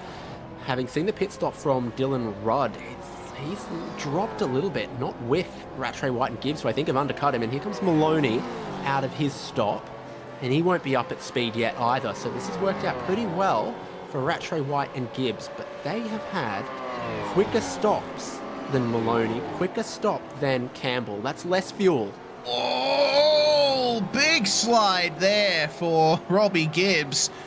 Catching the puddle out of turn 2 and somehow managing to recover that. He gets into the puddle again out of 3. Rattray-White is just being gifted more time to play with here at the effective front of the field. And Jake Maloney is now under some pressure coming out of pit lane. I want to make a request, Jay. Can we get an onboard of Maloney's pit exit? Because I don't think we've quite covered how wet pit exit still is. It's a very narrow, dry line on the way through and some pretty significant standing water on the right-hand side of the driver at pit exit. The drivers need to be careful of that. A couple more drivers pitting are going to experience what Reese just described. So Burke, Freer, Warboys, this is that pit exit. Look at that. Can't maximize pit exit at all. So Wayne Burke, Tom Freer, Blake Warboys and Billy Mole, the next drivers to come into the lane. James Shastner stays out, as does William Brown and Darren Lobb. Be waiting to see Kenneth Ladder, Joshua Horton and Angus Lawford commit to running long as well. Wait and see what Sebastian Van Dell does with 22 laps on those slicks at the moment. Robbie Gibbs recovering a little bit from his mistake at that point on the last lap, keeping the gap within a few seconds to Zach Rattray-White. But Jake Maloney is well out of this battle now. I think that extra time that he spent on the first stint has resulted in him not being quite as competitive as he'd like. Wayne Burke, meanwhile, fresh out of pit lane, and he's come out in the middle of a pack of cars here with Latta ahead, Horton and Lawford behind. Yeah, it's the no front clip gang of drivers running long once more. Wayne Burke only needs to clear Ken Latta, and then he'll find himself a bit of clean air inside the top 10. And the new fastest lap of the race has gone the way of Robbie Gibbs. Kostecki had it for a little while there, but now your leaders have found it. And for Jake Maloney, running 2 laps longer, he's been undercut, and then he's had a longer stop. And I don't know how he quite claws back all of that time. Latta pulls into the pit lane, and that opens everything up for Wayne Burke. He'll love to see that. Clear track ahead now for Wayne Burke, and he'll try his best to catch up to Sean Campbell, who, with 12 laps on those slicks now, I think is well within the territory of those tyres being past their best. The fighting still continuing for 6th place at the moment. Dylan Rudd has come out of the pits just a few laps ago, but under pressure from Darren Lobb, who has committed since the start of the race on slick tyres. Same for William Brown ahead. Let's see what Rudd does here in the midst of this fight, as Brown should surely be thinking of pitting at the end of this lap, as will Darren Lobb. Less and less cars lap on lap out there on the set of tyres they started on. James Scott now gets a 5-second penalty. Redress was noted in his contact with car number 61 of Jordan Mazzaroli, but still a penalty assigned from race control. Dylan Rudd actually finds himself amongst cars that haven't stopped, but have both served drive-through penalties. William Brown had one, Darren Lobb had one from jumping the start. In fact, I think both of these guys jumped the start, and that's where they got those drive-throughs that they've already served. Now for a regular pit stop, William Brown, but not Darren Lobb just yet. But for Rudd, that probably simplifies everything for him. Just outside the top 20, meanwhile, Jamie Dyke and Will Buchanan, and this is a battle of tyre life difference here. Buchanan, only 5 laps out of the pits. Jamie Dyke is coming up on 12 laps that he's spent on those slick tyres. Another one of the drivers who pitted early in this one. Looks like the Revolution iRacing Camaro is going to have a run on the Fishy Motorsports Mustang. Coming into turn 2, no pass to be made, as it looked like William Brown completing his pit stop coming out just behind them. So look for him to potentially become a part of this fight soon. Yes, that's exactly what happened. Ryan Jones and Rehan Leonage just up the road of this as well. Jones on the fresher tyres, but we know in the right conditions on the right day, Rehan Leonage is absolutely top 5 pace in this league, I'd say. Absolutely. Leonage has been a consistent top 10, top 5 competitor for a few years now. Meanwhile, fight between Warboys and Jones. Warboys is on fresh tyres. Jones, one of the drivers to stay out on the longest on the wet tyres earlier on, but I think her slick tyres are now starting to fall by the wayside. Tom Freer taking the fastest lap of the race, fresh out of pit lane on the slicks. It looks like he's really enjoying the conditions at the moment. Oh! Yep. He's catching this gang. The no pit stop, no front clip. Joshua Horton and Angus Lawford.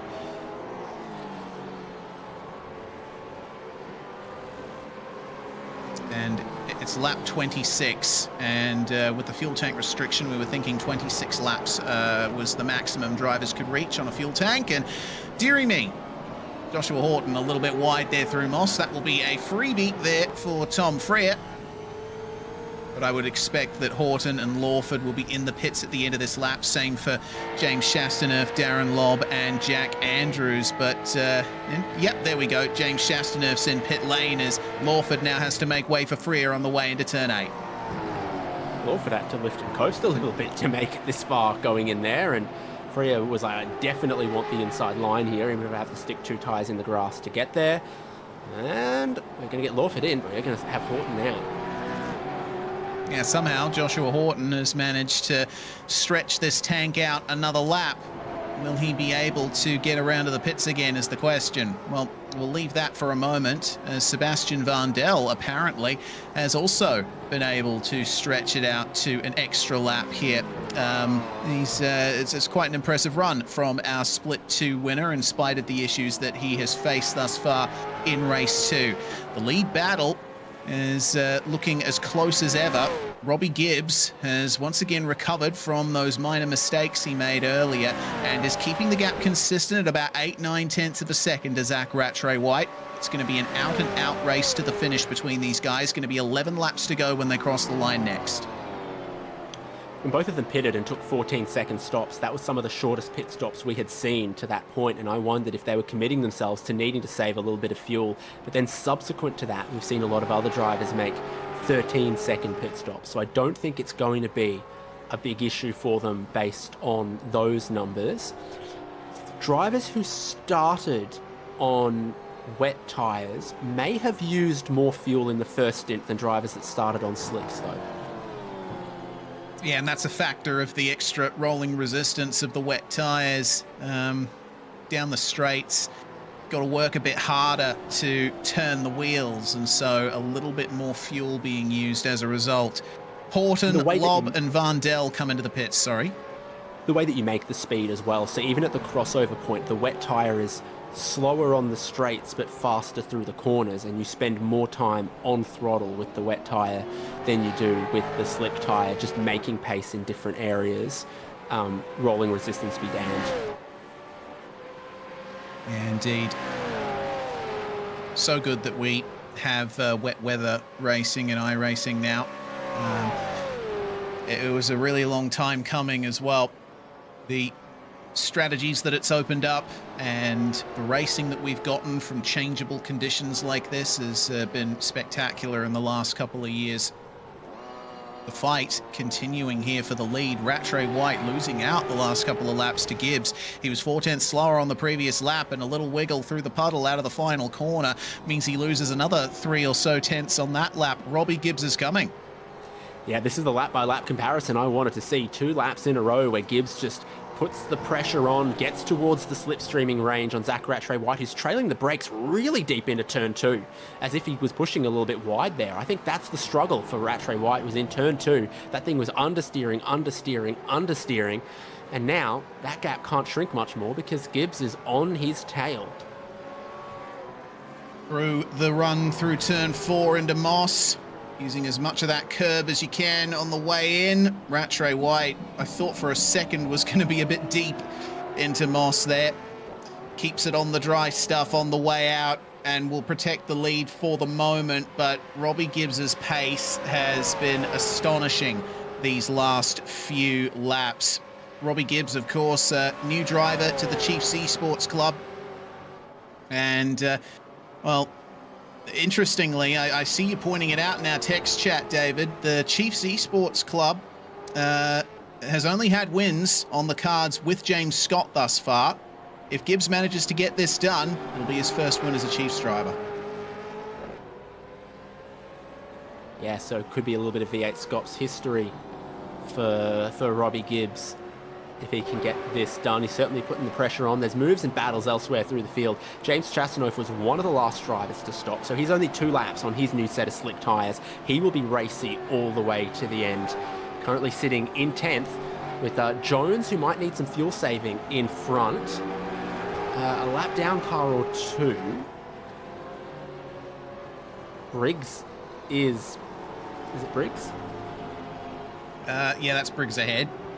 And Stenny another lap down on that. So 1 and 2 laps down respectively. Shame for Stenny. Race 2 has not gone his way, from the highs of the podium in race 1 to being way off the lead lap, down in 34th in race 2. But Stenberg is, as I said before, the most experienced driver in the field. And I think he's seen just about every position there is to see in terms of race results. Well, gap now down under 0.3 of a second for the lead of the race, with 8 laps to go when they cross the line here. Rattray White will notice that Chiefs Esports Club Mustang getting larger in his rearview mirrors every single corner. Now's the time where he may have to start thinking about defensive driving, because I think Gibbs will try and pull a move on him soon. Having said that, though, they still enjoy a gap of about 5 seconds back to Jake Maloney. So they have potential here to just play this out. Robbie Gibbs could hold back a little bit and wait for closer to the final lap to make his move. Even on a day like this, no matter the weather, there's still nothing better than new tyres, because I was looking down the last lap times in the field, and the fastest driver on track's Darren Lobb in 18th. I'm like, oh, how's he pulled that off? Well, a new set of tyres gave him a 1:19.8, half a second quicker than what first and second place are doing here. It's also noticing that Sean Campbell is beginning to close in a tiny bit on Dylan Rudd, so Campbell's no shrinking violet, not dropping out of this fight either in 5th place, putting in lap times to try to keep Burke, Freer and others behind. That's a decent chunk of fuel saving just happening right now. Am I wrong? Yeah, it looked like Gibbs was making up a lot of time on Rattray White at the end of the straight. The slipstream would have obviously helped with that. But Rattray White, ever so slightly quicker pit stop, so potentially does have to save a bit to the end. Another penalty coming in for James Scott. Contact with O'Reilly and Pepperell back on lap 4. Race control still working through the chaos of lap 4 there. And we going to be seeing, I think, quite a bit of work in the background as well after the race to sort out various incidents and grievances that the drivers have had over the course of this night of racing. But for the moment, it is between Rattray White and Gibbs, and they are quicker than Maloney behind them. Dylan Rudd will be making up some time on Maloney in the next couple of laps. He was 2/10 faster on the previous. Gibbs moving to the inside through Moss. Let's see how the exit goes for him here. It's another fantastic exit for Robbie Gibbs, with Rattray White being slightly tighter on the way out. And this is where the slipstream gets picked up. Watch him into turn 8 here, as far as fuel saving. Yeah, looks like there wasn't much fuel saving being done there. There was no lift and coast on the way into turn 8 that time by, but I do see your point. There is a possibility that Rattray White is fuel saving right now.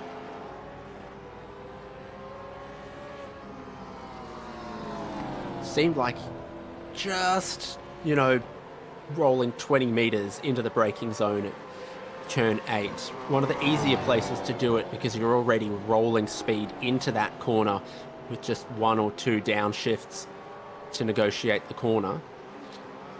20.4 for our leaders, 20.2 for Maloney, 20.0 a couple laps in a row for Sean Campbell. Darren Lobb still the fastest driver out on track. He's down to 19.6. That's a PB for Darren Lobb, and he's made a spot or two as he does it. Charismatic South African, now in New Zealand. Yes, indeed. Lobb's the man's never known a boring accent. No, certainly not. Back up to 17th now.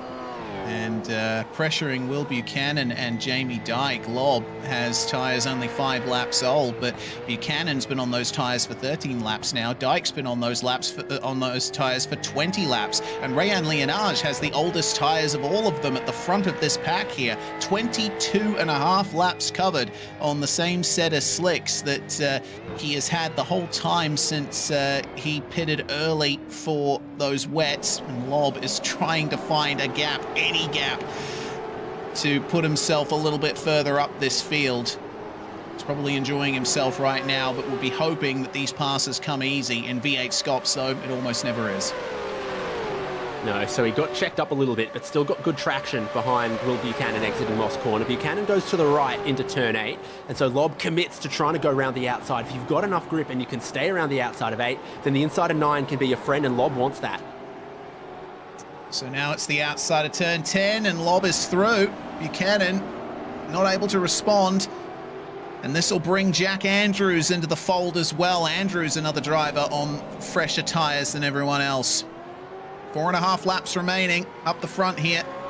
And Zach Rattray White responded a little bit to Robbie Gibbs's pace.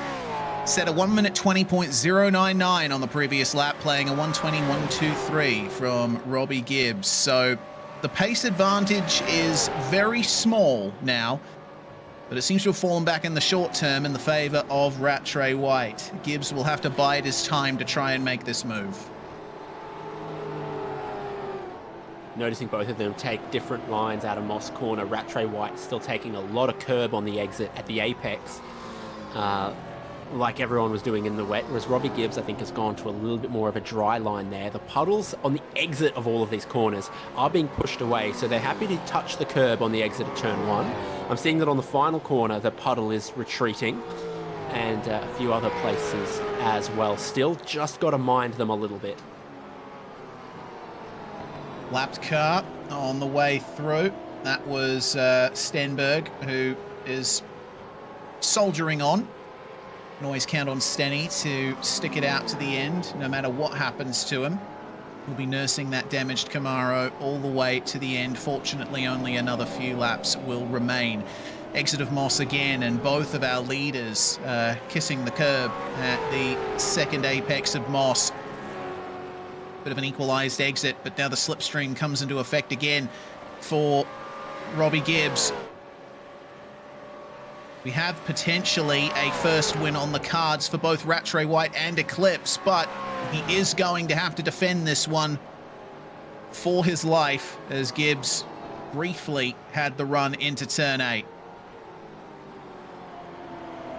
Yeah, Gibbs did get a pretty good exit into that slipstream. Rattray White covered the inside. Robbie Gibbs explores the full length of the puddles. And they've picked up that pace, now beginning to leave Jake Maloney behind, so he doesn't have any tyre or fuel advantage that's helping him catch these leading two. They trail the brake in different places, in different ways through turn 2. So you saw the brake light come on later for Rattray White. Gibbs had a bit more early on and then rolled off it. Now he's going to get a good exit from turn 3 here. He's just going to keep slowly applying this pressure on Zach Rattray White. 3 laps to go. You got to go for it soon, Gibbs. Look at how deep he goes into Moss there, almost getting into the back of Rattray White, but swings it out wide between the apexes and powers out. Rattray White getting a slightly better exit that time by, but every single time it seems that the Chiefs car is able to contend a bit further down the straights. It's really good in the slipstream at the moment. Get the feeling that Rattray White maybe might have gone for a tad more downforce on the way through. And with some checking of stats in the background, it would appear that if Robbie Gibbs wins this one, it will be the first win for Chiefs Esports Club and V8SCOPS full stop. James Scott did win a race last year, but it was the Bathurst 1000 where he shared an Eclipse car with Zach Rattray White. So Rattray White and Eclipse have won before in V8SCOPS. Now it's time to try and go for win number 2 for them. Little wiggle of oversteer on the exit of turn 2 though. Got to keep an eye out for Gibbs to take advantage. Well, they'll have to move Robbie Gibbs to fibre to the premises if he can pull this one off. But Zach Rattray White has been quick enough, wily enough, knows all the dance moves to try to make the overtakes here, and he's just covered it off on the way into 8, just enough that Gibbs hasn't been able to get around the outside, just covered him off everywhere else. And I think what Gibbs doesn't want to do is anything too desperate. A similar situation what we saw in the Split 2 race where we saw Kurt Stenberg trying to get past for the lead. Can't do it too early. It's covered by Rattray White with a little bit of contact on the way into turn 8. Rattray White just covering that one off. Gibbs wanted to be able to juke to the inside over the crest, but the space never opened. Robbie Gibbs goes, penultimate lap, not final lap. I'm not going to dive turn 10. I'm going to keep that in my back pocket. Looking for turn 1 as they start the final lap. Defensive for Rattray White. Is there potential for an over-under here from Gibbs? Gets on the power, slides the car through the mid-corner. It doesn't quite happen. On the way into turn 2, Rattray White just catching the puddle, but the car stays straight. The track is as dry as it ever will be in this event, and they're going to make use of every inch of that dry racetrack. It could be a first here for Robbie Gibbs and for Chiefs Esports Club. Whether or not that Mustang will have the edge over the Camaro on the back straight, it remains to be seen. That's deep for Gibbs again into Moss, but this is the most important acceleration zone of the lap, and Rattray White collects the curve, but Gibbs with a slight slide. Let's see what the slipstream brings to him now. What slipstream, says Zach Rattray White as he moves across the racetrack to try and break it. But committing to the line here, defensive for turn 8 for sure. No space to the inside for Gibbs to do it. He has to lift out early into turn 8. Now turn 9 beckons. I would expect Rattray White to try and cover the inside run here for Robbie Gibbs. Will this happen in the end? 1 corner to go. Gibbs unable to get it done. Zach Rattray White is going to take victory for Eclipse Sim Sports here, and I think Gibbs might have run out of fuel. So it was close in the end. They both ran the same strategy, started on the same tyres, pitted on the same lap. Zach Rattray White has managed the fuel, the track position, and everything perfectly. Gibbs gets second, Maloney gets third. How about all of these other battles? Campbell from Leonage, from Darren Lobb, who's been so quick in the closing stages. Indeed, Leonage losing the spot at the front of this pack, but Lobb on those super fresh tyres will surely try something in these final corners. It's Andrews and Buchanan that are side by side just behind this as well. Buchanan on the inside. Oh no! Oh, and there's contact there between William Brown and Jack Andrews, the teammates, and I believe Project 36. No Phoenix Racing Team, my apologies. And that's certainly a way to end things off.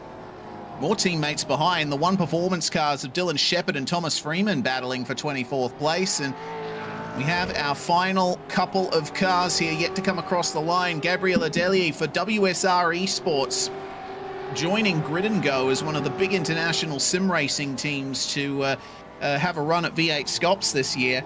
But Adelier has yet to find much success there. 31st place in the end for him. And Sebastian Vandel, the Vermilion Esports 458, who won Split 2, will have to settle for 32nd in Race 2 of Split 1 with a heavily damaged car. Fastest car on the last lap was Brody Kostecki. At one point, when he was just on the lead lap, I checked it and he was in 30th place. So in the end, he finishes 20th. Let's look at those results. So it's Zach Rattray-White in the end. 1.7 seconds to Robbie Gibbs, but the numbers don't tell the full story there. It was a mighty close battle for the lead. Jake Maloney comes home in third spot. Well-executed run on the slick tyres from the start. Sean Campbell finishes fourth in the end. Started on the wets, but if that hadn't happened, maybe he would have been in contention up with Rattray-White and Gibbs. Dylan Rudd and Wayne Burke round out your top six. Then Tom Freer making it to P7, a solid run there from 20th spot. Blake Warboys making up from 24th to finish 8th. Emily Jones started second, but staying out a bit too long on those wet tyres, has to settle for 9th in the end, as Chastaneuf makes up 25 places to round out the top 10. Yeah, only two drivers that started on wets finish inside of the top 10. It's Campbell and it's Jones. Bo Albert finishes in 11th, ahead of Billy Mole. Rain Campbell in 13th from Rehan Leonage. Darren Lobb carving through the field after his late stop for his second set of slick tyres. Jamie Dyke in 16th there. Will Buchanan, a bit of late excitement for him in the final corner, finishes 17th as he made a tiny bit of contact with what I think was Jack Andrews. Teammate William Brown snuck through then for the 18th. And as I said, Brody Kostecki, after a costly 40-second penalty for speeding on pit lane, finishes 49 seconds behind the race leaders and in 20th. Another driver who lost a lot of positions in that race was Ryan Jones, down 10 to 21st place. Paul Young making up a few spots to 22nd, same for Kenneth Latta. Dylan Shepherd and Thomas Freeman, they started 33rd and 37th respectively. So 24th and 25th out of that for One Performance Racing is certainly a profitable day. Russell Pepperell, he saw the biggest heights starting on the front row for race 1, but the rest of the night did not go his way. Safety car causing crash in race number 1 and down to 26th place here in race 2. Horton, Lawford, Mazzaroli and O'Reilly round out your top 30. Things get a bit wild back here from 31st place. Gabriel Adelier and Sebastian Vandel, the last two cars to finish on the lead lap. Adam Briggs, 1 lap down. Brady Myers, 2 laps down. James Scott, 3 laps back with Kurt Stenberg. And Tyson Broad parked it 26 minutes before the end of the race, finishes 20 laps down, just short of the halfway. Worth pointing out that this is Tom Freer's best solo race finish. His former best result was the Bathurst 1000 in 2025, where he finished 6th in a dual driver race. But it's time now for the interviews, and I reckon we go to Sean Campbell first for winning the first race. Tell you what, Sean, the conditions certainly weren't ideal, but sometimes that produces the best action, and what a race it was for you, backing up your win at round 1 with the first victory of the night here at Mosport. Yeah, it was interesting. I was very scared at the start on what to start on, because I've never done a crossover before in this car. I guess I should practice that. Well, I just did practice it, I guess, right? But I was worried that the dry tire was going to be a lot worse, given it was really, really bad in the warm-up session. So I elected to start on the dry, and it worked for about, 5 laps. But I'm glad I made it to the end, I was scared I wasn't even going to make it through lap 1 if I started on the dry. Yeah, it was a really difficult decision to make, but ultimately fighting your way back up to fourth, still carrying some fantastic pace. So maybe missing out on taking both wins tonight, but still, that's a solid way to back up your results in the early part of this season. And it's still very early days indeed. That Grid and Go Mustang surely has some fantastic pace under it to carry forward. I'm hoping. Yeah, I think set was really, really good today. Especially given the last 15 or so laps where it got faster somehow. That I don't know how that happened. I guess it was because I was taking it super easy out of the pit lane. But yeah, it was really comfortable, and hopefully it's like that for the rest of the season. But we'll see. You know. Yes, we're going to be doing the double in America for the next 2 rounds. Road Atlanta and Belle Isle, 2 of few technical home rounds for you in this series. Is there anyone you want to thank before we let you go, Sean? I'll thank the Orbit guys again, because without them I wouldn't be doing this league, or last season as well, right? I wouldn't have, stepped up to try it. These cars are awesome. I want to thank y'all for broadcasting as well, because it's cool. And y'all are really good. I think you'll appreciate watching the broadcast back because it was certainly nothing short of action, even outside where you were, Sean. Thanks for joining us, and we'll see you when we come back on April the 26th for Road Atlanta. All right. Peace. Anzac round coming up next. That was Sean Campbell there. And David Haynes has been able to catch up with Zach Rattray-White, who took the win here in race 2. Well, congratulations on that one, Zach. 7th on the grid, starting on those slick tyres. It must have been very tough initially, but strategically, the correct call to play out in the end. Yeah, it was a bit of a toss up whether we ran slicks or wets, but I think right on the crossover point, I think it was smarter just to play the long game and put on slicks, and yeah, it evidently worked out. Yourself and Robbie Gibbs both pitted at the halfway mark on the same lap, about the same pit stop time. Were you also perhaps just a little short on fuel on that final lap there?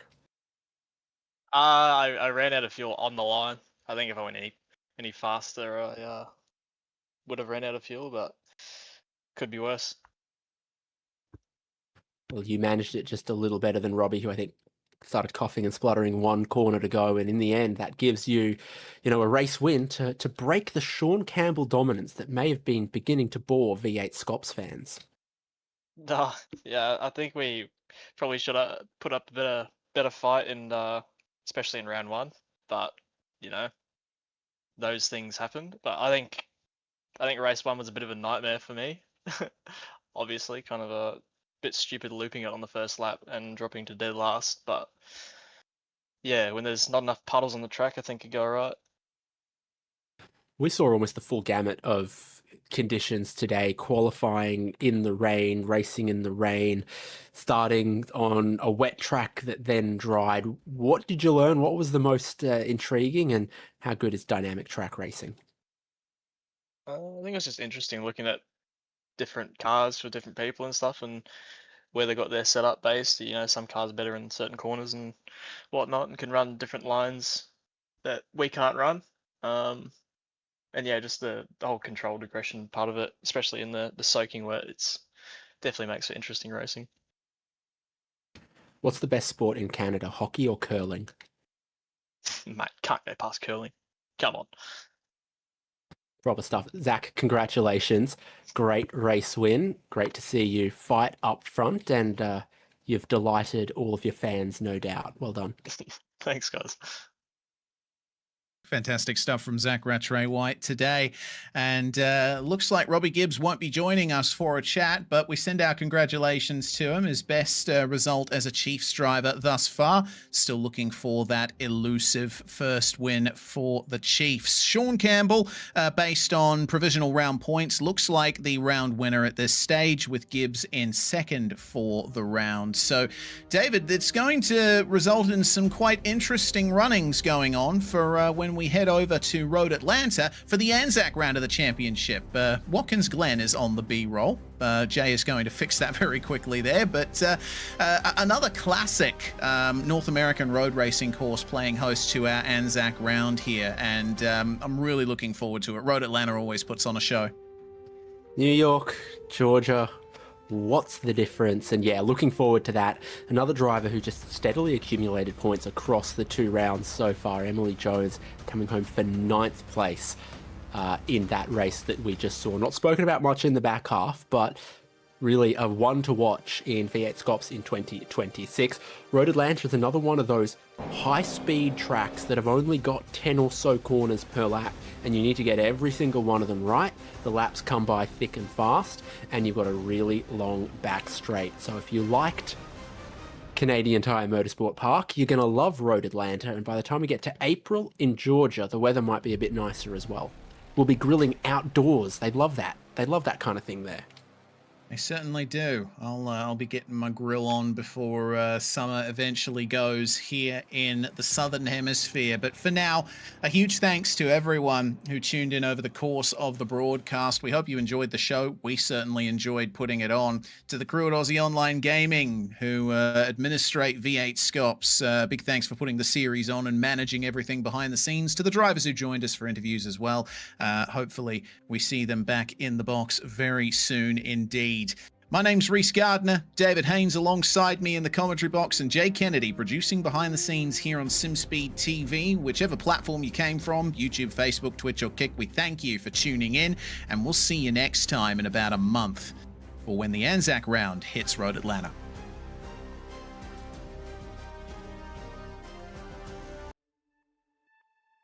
Experience the world's most legendary racing events with iRacing. iRacing special events allow any member to compete in full-length multiplayer races based on some of the biggest events in motorsports all year round. Compete in virtual endurance races, such as the Daytona 24, Spa 24, and the Nürburgring 24 Hours. Take on some of the toughest races on the NASCAR schedule, such as the Daytona 500. We have events from disciplines all across the racing world, from the Indianapolis 500 to the Chili Bowl, from the Bathurst 1000 to the Crandon Championship. Our endurance special events utilize iRacing's team feature, where members can sign up and race together on their own team, swapping drivers throughout the race. Other events utilize iRacing Super Sessions, where you're not only racing against those on track, but against every driver taking part. And as every race progresses, watch and feel the track change with progressive time of day, dynamic weather and rain, and dynamic track debris and surface changes. Take on your favorite discipline or try a brand new racing challenge with our biggest races of the year, the iRacing Special Events. Learn more at iRacing.com/special-events.